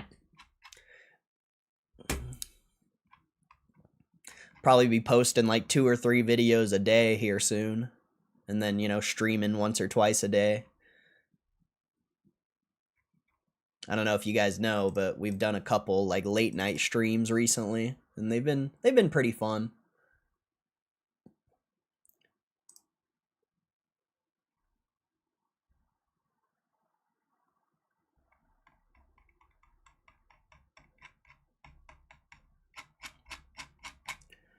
And make sure you guys join the Discord if you haven't.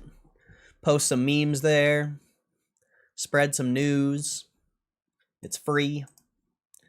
And yeah, I just built that last night. Well, I mean, I didn't really build up the Discord. I just kind of started one and invited some people. So if you guys want to start helping me build a Discord and post some memes and news and stuff, make sure you hit the link in the chat. I said I wasn't really going to promote it, but I guess just today since it's new. I probably won't promote it much going forward. It's just like a if you know, you know thing, you know?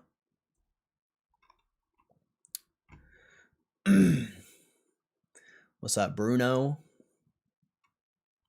It's uneducated, could be a paid shill. I don't think paid shills are a thing, bro. I think there's just some bad opinions out there, and you know, that guy got 11,000 views on that video. He made like $70.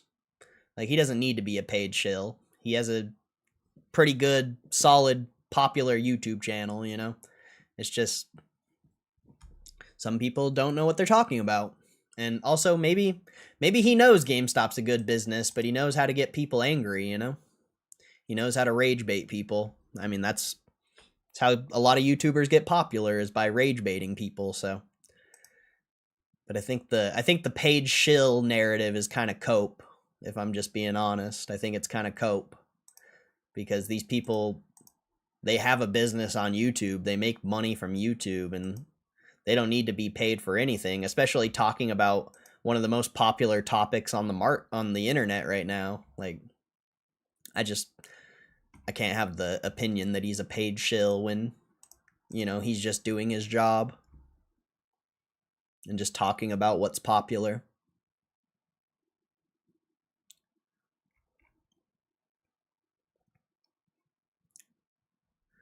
Now I want Ryan to dilute the hell out of us and buy eBay. What's up, Jedi? How you doing, man? Even window shoppers stop by and walk in, look and admire. Yeah, for sure. They get their little child a plushie or something. Last time I was in a GameStop, there was a little girl there with her mom and like looking through the plushies, and her mom was like, "Oh, you already have that one. Get a different one." It's like they're going to GameStop all the time to buy some Pokemon plushies. Kids love GameStop, bro. Kids love GameStop. I agree. I can't even link my GameStop credit card to my pro account. Yeah. Yeah, they definitely need a... They're definitely not to where they could be. GameStop can definitely do better on the customer service front. Was in the middle of reductions and cutbacks. I don't remember. It was a few months ago. I'm sure I could look at my purchase history and figure it out, but it was a while ago. I like to hear other opinions. It helps avoid echo chambers. I like hearing other people's opinions too if they're educated. If your opinion is based off of emotion and not facts, your opinion is irrelevant. From my perspective, I like people who provide facts and real legitimate information, and not just talk about things because they're popular and give bad takes because they know people won't like it, or pandering to their community because talking shit on GameStop is, you know, the popular thing to do. So they're just pandering to people. I agree with you. I like hearing other people's opinions too, but they have to be grounded in reality. You can't just be making shit up because you're angry or whatever. Like, I can't take you seriously if that's how you base your opinions.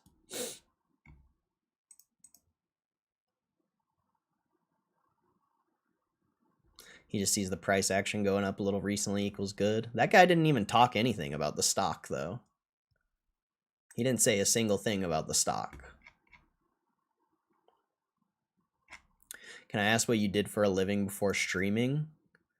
Well, I've been making YouTube videos for a long time, so I've always done this. I used to stream back in 2021, and I've been a trader for the past 7 years, so I've made a lot of money in the stock market, and yeah, I've made a lot of money in the stock market actually, but I've never had like a serious career, if I'm being honest. I've just had a few different jobs.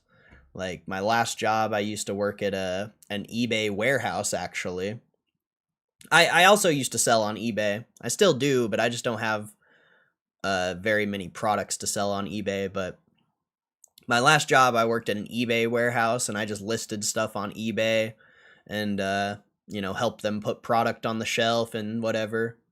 And that was my last job, was the eBay warehouse, and I loved that job. I wish I could still work there, but it was like a small family-owned business, and me and the owners didn't get along really. They just used me for my skill because I'm very I know a lot about eBay. I know a lot about selling products, and I know how to list stuff fast. So they just used me for my talent, basically, and then they fired me once all their stuff was listed. But that was my last job, and I've just had a lot of random jobs. I used to do DoorDash a ton during the pandemic, and I made a lot of money doing DoorDash during the pandemic because nobody was doing DoorDash. People were tipping a lot, and people were ordering like crazy. So a huge portion of my current net worth is from DoorDash, straight up. And sports betting, I used to be a professional sports bettor. I've made a lot of money sports betting as well, like trading, sports betting, like gambling. I've lost a lot of money playing slots, but if it's like a gamble I can focus on, like the stock market or sports betting, and try to build a story and make a educated bet rather than just putting money in a slot machine and pushing a button. I've had a lot of success making educated bets. And let's see. I used to work at a gun range. I used to be a RSO, range safety officer. Basically, I would just sit around and do nothing all day and make sure people weren't pointing guns at each other and following the rules of the gun range. I did that for a while. My first job ever was Pizza Hut, actually. I used to be a pizza delivery driver. That was my first job ever when I was like 19 or 18 or something like that. Back when being a pizza delivery driver was actually like a really good job. I used to make a lot of money. And if I'm being 100% honest, I used to sell a fuck ton of weed too, but I don't have anything to show for that. all the money I've made selling weed it's gone, which is a blessing, honestly. I'm not a big fan of blood money. Bro. I think if you're selling drugs or taking advantage of people's addictions or anything like that, I think that's blood money, bro. So I'm really happy, actually, I don't have any of that money anymore, and all of my current money is made legitimately. That makes me very happy. But yeah, but that was before I ever even got a job. I was like 15 or 16, and yeah, I wasted all that money on like going to college and buying like a car. And dude, I used to spend like crazy, bro. I used to have like I just used to not care, bro. I was just making so much money. I would just buy whatever I wanted. I remember there was one year, there was a bunch of video games I wanted back in like, I don't know. I was pretty young. I was probably like 15 or 16 or 17 or something. And I went to GameStop, which is hilarious because I used to be a huge supporter of GameStop back in the day. I would go to their midnight releases, and I was always buying games, and dude, GameStop used to be my spot. So it's pretty funny, you know, fast forwarding to now that I'm a massive investor in GameStop. But when I was like 16 or 17, I went to GameStop and I pre-ordered every single game that was going to be released for the year. And it was like $700 or $800, and I just dropped it, and I was like, hell yeah, I got all the games that are coming out this year. I'm ready. And the funny thing is, I didn't even play most of them. I think I would play like the first mission of some of them, and I'm like, this game sucks. But yeah, I used to be a huge GameStop shopper. I used to buy a lot of games at GameStop back in the day. I remember going to the Modern Warfare 2 release, and there was people like dressed up in like army outfits and stuff. That was really cool. That was really cool. Good times, good times.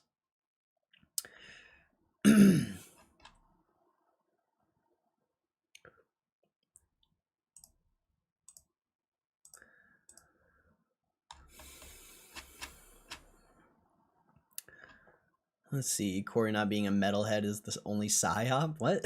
What does that even mean? My brother-in-law walked into GameStop for his son. He ended up wanting more things for himself after growing into a kid again. Oh, that's awesome. That's awesome, bro. eBay said they would meet this week, right? Do we know if it's today or tomorrow? Nah, I posted the news, or the little news thing, in the Discord. I don't know if you guys have looked through the Discord yet, but I posted everything that's happened so far, like the past while. You know, I posted Ryan Cohen's tweet for the proposal. You know, people running eBay bought zero, blah blah blah. I posted all Ryan Cohen's tweet, and then I posted this little news piece. It says eBay's board is meeting this week to review the unsolicited $55.5 billion acquisition offer from GameStop. CEO Ryan Cohen. Cohen failed to convince serious shareholders to back his move during an interview on CNBC, whatever. But yeah, so I don't know exactly when they're gonna do it, but they are reviewing it this week, so we should hear something probably next week, most likely, I would imagine, or maybe over the weekend. But I would say we'll probably hear something next week. But if you guys see anything or anything like that, post it in the Discord. If you guys see any funny memes or anything like that, post it in the Discord, bro. Let's get this thing popping. Let's get this thing popping. But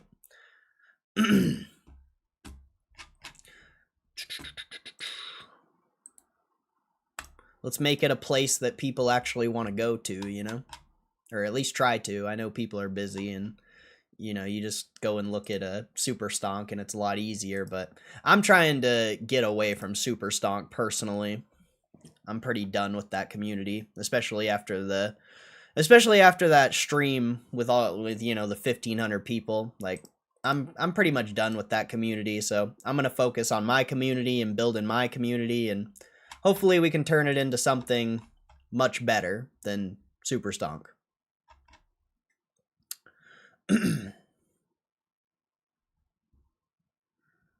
Gotcha. Okay. Yeah, I've done a lot of things, bro. I swear, I've lived like 3 or 4 lives already, and I'm like fucking 30. It's weird. It's very weird. Market's down today, is it? I haven't even looked at the overall market. Oh yeah, it's down a little bit. The Russell's down a ton.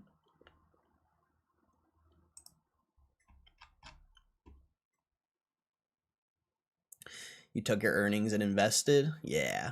Well, I mean, yeah. I mean, when I was sports betting, I don't think I was really a GameStop investor yet. It wasn't until June 2024 where GameStop got on my radar, and I was still a trader for a few months into that. I don't exactly remember when I started going like all in GameStop. I mean, I talked a little bit about it at the starting of the stream, but like, I don't know the exact timeline to the month, you know. But I've been a trader for a really long time, and I wasn't really investing until after I made all the money trading GameStop during the squeeze. And that's when I started focusing on investing. And you know, also watching the Roaring Kitty streams. Like, he really educated me to the point where I feel like I'm an educated enough investor. Like, I don't even need GameStop, bro. Like, if I'm being straight up, like, GameStop obviously, in my opinion, is the best bet. But if GameStop didn't exist, I would be perfectly fine with the education I've gotten because of, like, Roaring Kitty and just overall the past 2 years. I'd be successful in the stock market no matter what. But I think GameStop's obviously the best bet out of anything you can do. So, you know, that's why I'm here. You know, that's why I'm here.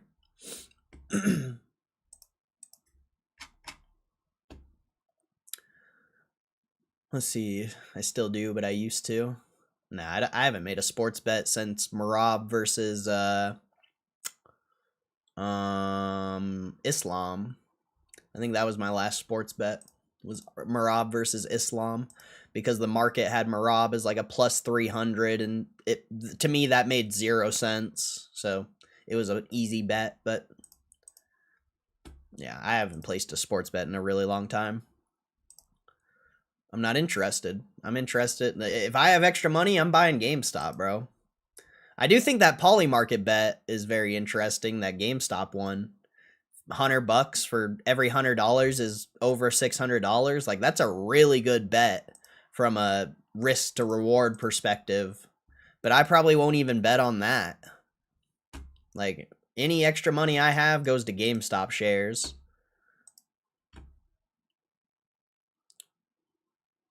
A Mitch reference in this economy? Wait, what? Mitch reference?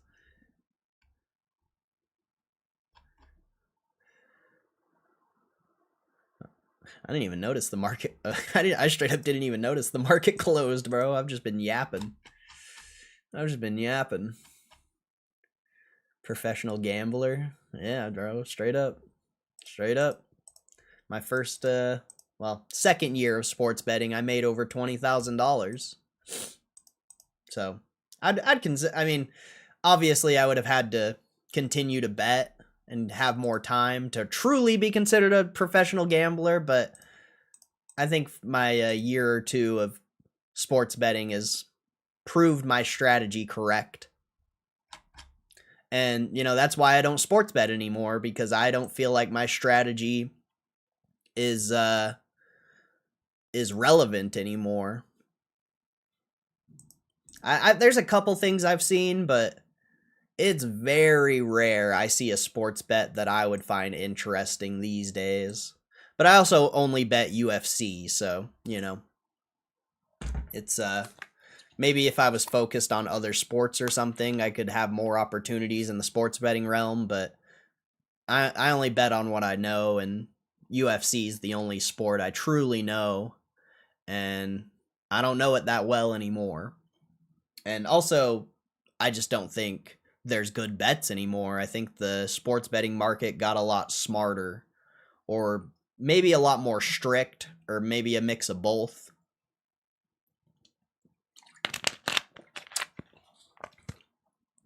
My first job was a pizza spot too. Oh, that's awesome, bro.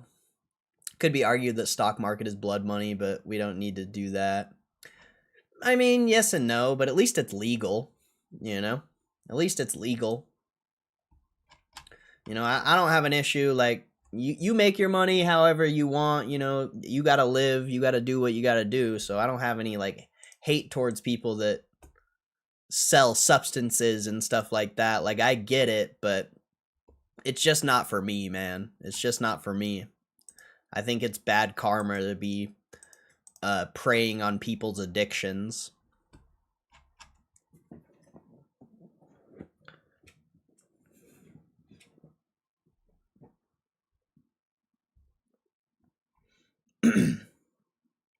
Recently saw videos of Halo 3 release crowds. It almost made me cry. All money, blood money then. Probably even mint. Patrick, what's up, Patrick? I think it's such a shame that so many people hate GameStop because of experiences they had with the company over 5 years ago. I'd bet that most of them haven't been to a GameStop in the last 2 years. Yeah, for sure. For sure. And you know, my argument is if you're talking bad about GameStop because of their trade-in values, they're not forcing you to go trade in anything. So like that's kind of just a pointless thing to be mad about. Like the people who trade into GameStop think it's a good deal, you know? So, I don't know. And also, if any of those people who have traded in games 5 years ago, if they would have just held on to their games, they probably would be up a lot, and maybe that's why they're mad. Maybe they're mad because they sold a game to GameStop for $5 and now the game's like $50 to $100 or more. Maybe that's why people are so mad. But that's not GameStop's fault. That's your fault. Shame, but at the same time, it lets us get the share nice and cheap. If I was going to bet UFC, I'd listen to Joe Rogan clips for him to say X has a chance because X is going to lose. I mean, you'll never win that way, though. You'll never win that way. You'll never win listening to other people's opinions. Ever.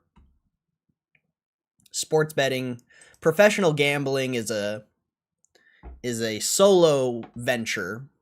It can be a group thing, but you have to be with a group who all has the same mentality and the same vision and the same goals. But if you're just going to listen to random people and think you're going to be successful gambling, it's not going to happen, ever. People hate on GameStop trade-ins for stupid reasons. It's providing a liquid market for shit folks want to get rid of. And that's a very good point, Grady. That's a very good point. You're not bringing stuff to GameStop trying to make profits. Yeah, true. Very true. Very true. It's just like people are talking shit on power packs because of the $5,000 packs. They think that, you know, pulling a $5,000 pack is going to get you a card that you couldn't even sell. But you could literally get the card and then immediately sell it back to GameStop. Like GameStop and PSA are providing liquidity to that market.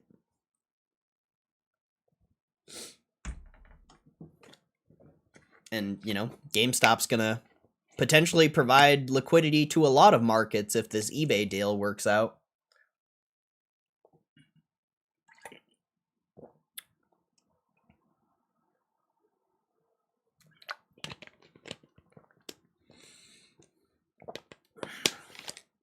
Dude, this plumber still hasn't fucking texted me, bro. So whack.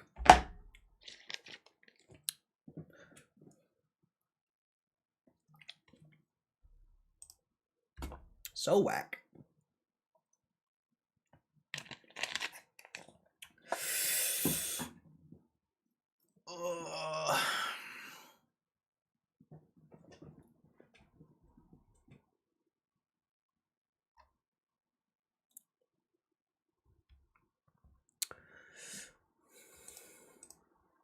People that still play their N64s don't trade them in at GameStop. It's the dust-covered stuff that gets traded in, and GameStop's like, okay, who else is trying to buy this?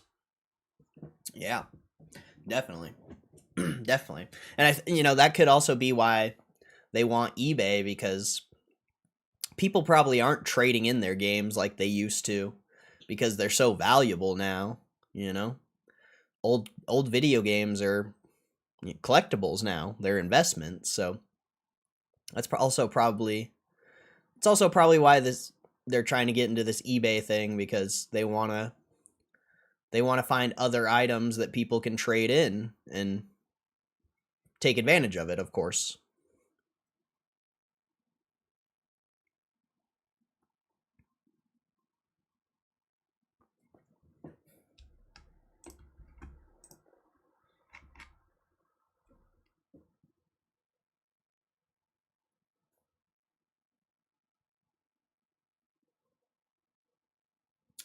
But yeah.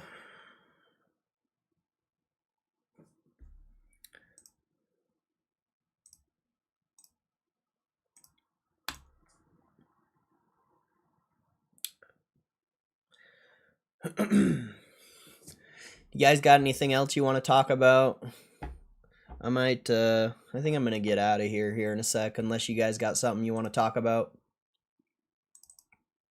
Let's see if I doubt anything on Discord has been uploaded. Yeah. Like I said, if you guys have like memes or you guys see news or anything that you want to share, make sure you guys share it in the Discord. Let's try to make that something like people want to actually like go to and interact with. Ryan Cohen just retweeted. Well, post it in the Discord, bro. Come on. I'm just kidding, Yuji. I'm just kidding, bro. You gotta post it in the Discord, though. Fucking screenshot that shit, brother. Screenshot that shit, brother. I ain't going to Super Stonk anymore, bro. I refuse. So if you guys see something that you guys want me to see, you gotta put it in here. Because I'm gonna try to avoid Super Stonk like the plague. That's the goal.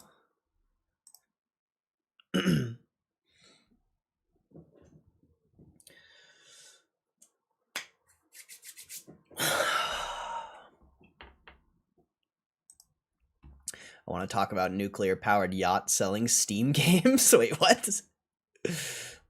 Hey, P, what's up, P? Is someone gonna post that in here? Somebody gonna post that tweet? I'm waiting. I'm waiting.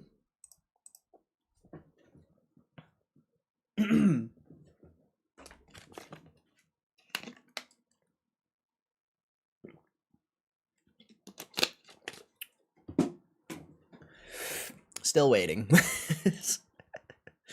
Still waiting. Bueller? Bueller? Bueller? Did anyone get that GameStop sign? They suspended Ryan Cohen's eBay account, bro. They suspended his account.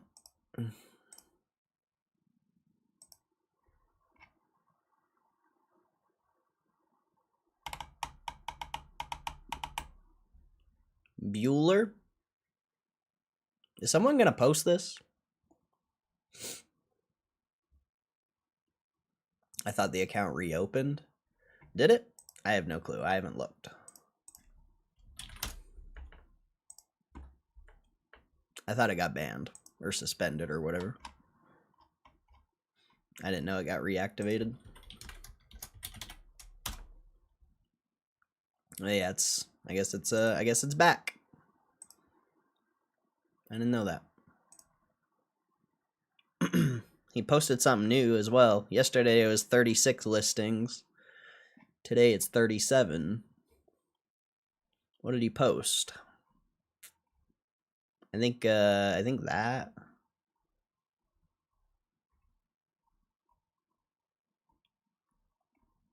Yeah, I think he posted this. I think this is the new post, the Goody Big League chewing gum. I think that's the newest post. Babe Ruth, 1933. Yo, that's sick. That's actually badass. I think that's the new... Oh, no, that's not the newest post. What one's the newest post? These are all at 5 days. Which one's the new one?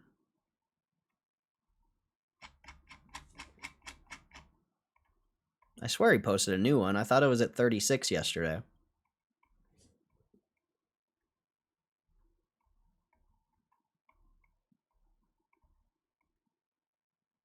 The socks. But I thought the socks were already on there.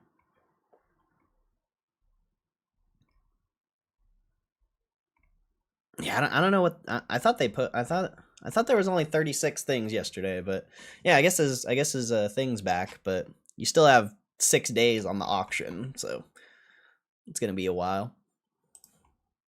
It's gonna be a while. Oh, people are sharing this. Thank you, Kenny. Thank you. Shout out to Kenny, bro. Shout out to Kenny. God bless you, Kenny. Much love, bro. Much love. Oh, Rosh sent it too, but post it in the disc, not the DMs, bro. Post it in the disc, in the server, not the DMs. But I appreciate you, Rosh. Thank you, bro.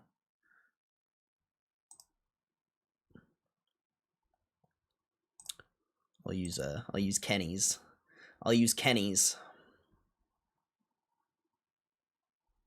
Oh. See, I don't have a Twitter account, so I can't view posts. It doesn't show you like recent posts unless you have an account. I don't have Twitter, so you gotta actually like link the post into the thing. For some reason. Oh, there we go. I just clicked the wrong thing. My bad. So he says, "This is disgusting," and it's by one of the grifters in the fucking eBay or the GameStop Twitter community. This US versus eBay lawsuit from 23 just uncovered and makes GME's case for acquisition even stronger. Details of this are one of the most bizarre things I've ever read. Oh, maybe he actually thinks this is a legitimate post. I don't know. Between August 5th and August 23rd, 2019, eBay's former senior director of safety and security, Jim Baugh, and 6 other members of the security team executed a harassment campaign intended to intimidate the victims who spoke negatively of eBay online. The campaign included disturbing deliveries, sending anonymous packages to the victim's home, including a book on surviving the death of a spouse, a bloody pig mask, a fetal pig, a funeral wreath, and live insects. What the hell, dude? What the hell? Can I open this? It won't let me open the thing for some. Why won't it let me?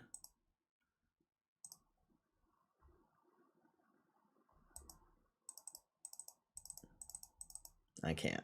For some reason, I can't open that. Won't let me. Did Rosh send it? Oh, thank you, Rosh. Thank you. It says January 2023, eBay Inc. agreed to pay $3 million in criminal penalty for an August 2019 harassment and intimidation campaign targeting a Massachusetts couple in retaliation for their online coverage of eBay and for its obstruction of the investigation that followed. Baugh and his co-conspirators executed a harassment campaign intended to intimidate the victims and to change the content of the newsletter's reporting. The campaign included sending anonymous and disturbing deliveries to the victim's home, including a book on surviving the death of a spouse, bloody pig mask, a fetal pig, and a funeral wreath, and live insects, sending private Twitter messages and public tweets criticizing the newsletter's content, and threatening to visit the victims in Natick, and traveling to Natick to surveil the victims and install a GPS tracking device on their car. The harassment also featured Craigslist posts inviting the public for sexual encounters at the victim's home. The victim spotted the surveillance team and contacted local police. After learning of the Natick Police Department's investigation, Baugh made false statements to police and internal investigators, and he and his team deleted digital evidence related to the cyber stalking campaign and falsified records intended to throw the police off the trail. Wow, bro, that's... Is that the current management team, bro? Is that the current management team? That's insane. Is that the Baugh? Is he still CEO? I think he is. Ugh. No. Dang it. I just want to... Oh no, I don't think he's still in the management.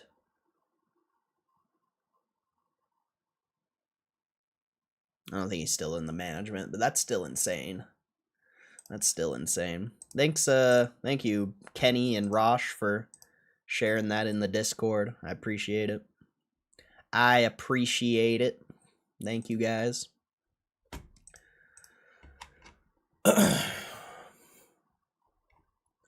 Anyone get the game? Let's see. I thought that. Yeah, let's see. I wanted his dirty socks. You're gonna pay fucking $5,000 for some dirty socks, like a boss. The eBay crew is going to try to do everything possible so he does not acquire the company because they know they'll be fired on first day. They can do whatever they want. I think no matter what, Ryan Cohen's gonna take control. So they better just accept his offer if they want to make it easy. If they don't accept his offer, it's going to make them look really stupid.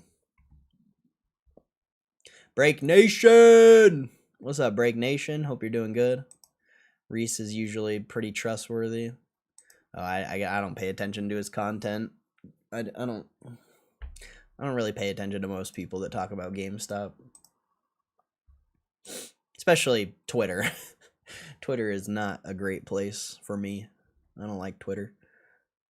What's up, Shriek? What's up, Shriek? Sitting on our dock reading Cohen tweets. Good times. They'll win more money if they accept. Yeah. Yeah, I think GameStop will get a better deal if they don't accept. So, you know, it'll be more beneficial if they don't accept, but hopefully they just accept and make it easy. We'll see. We'll see.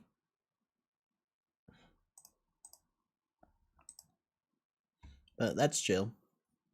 That's chill.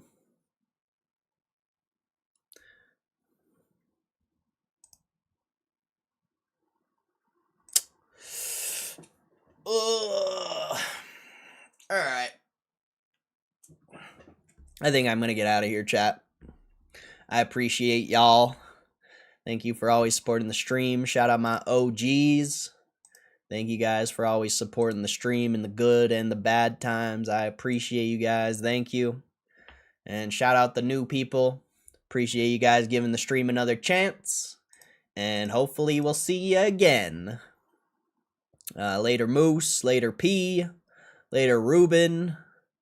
Have a good one. Shriek, have a good one, man. Sabu, Break Nation, I know you just got here, but I've already been streaming for almost 4 hours. But I appreciate you stopping in and saying what's up, Break Nation. Joseph, later Joseph, have a good one, man. Grady, much love, Grady. Hugh G, God bless you, Hugh G. Appreciate you, bro. Appreciate you. Hugh G, you're actually the reason I started the Discord. I want you to know that. Like, you were sending me all the information and DMs and stuff, and I'm like, you know what? I'm gonna make a server for Hugh G to spread his wings, I guess. I don't know. I just know you're on top of it, so I wanted to have your I don't know what I'm trying to say here. You're just way more on top of it than I am, so you know, when I'm not streaming, hopefully your posts and stuff benefit other people instead of just me, you know? Later Patrick, have a good one, man. Kenny, much love, Kenny. Risk Take, appreciate you. I don't know who else is here. AZ, appreciate it. Yeah, AZ. Jedi, Rosh, much love, Rosh. Bruno, if you're still here. Justin, Rix and Gracie. So many people, so many people. Censored Comedy, Gobnob, Stay Happy, Elvis, Jay Parker. A lot of people in the chat today. Good lord. Good lord. Happy Yum. I don't know if all these people are still here, but I appreciate you. Mikhail. Shout out all of you. Appreciate you. Kaluka. Did I get to everyone? Aaron. Appreciate you, bro. Tampa Bay Buckeye. Anthony Internets. Appreciate y'all. Appreciate all of you. Power Ranger. GME Power Ranger. How could I forget the Power Ranger, bro? Eat Trade Travel. I don't think she's here, but appreciate you supporting the stream. It's kind of crazy that someone that with over 100k subs watches the stream. It's kind of wild. Elvis. Much love, Elvis. Appreciate you, bro. Elvis, the 2021 OG. And then Yuku and Chobe. I don't know if all those people are still here, but I appreciate y'all supporting the stream, saying some stuff in the chat. Oh, other Hugh, Mr. Hugh, the other Hugh. Much love, other Hugh. I appreciate you, bro. Wayne Domain. Much love, Wayne Domain. I don't think I've ever seen your name in here before, but I appreciate you, bro. All right, chat. I'm out of here. God bless you. You guys have a good rest of your day/night, wherever you may reside.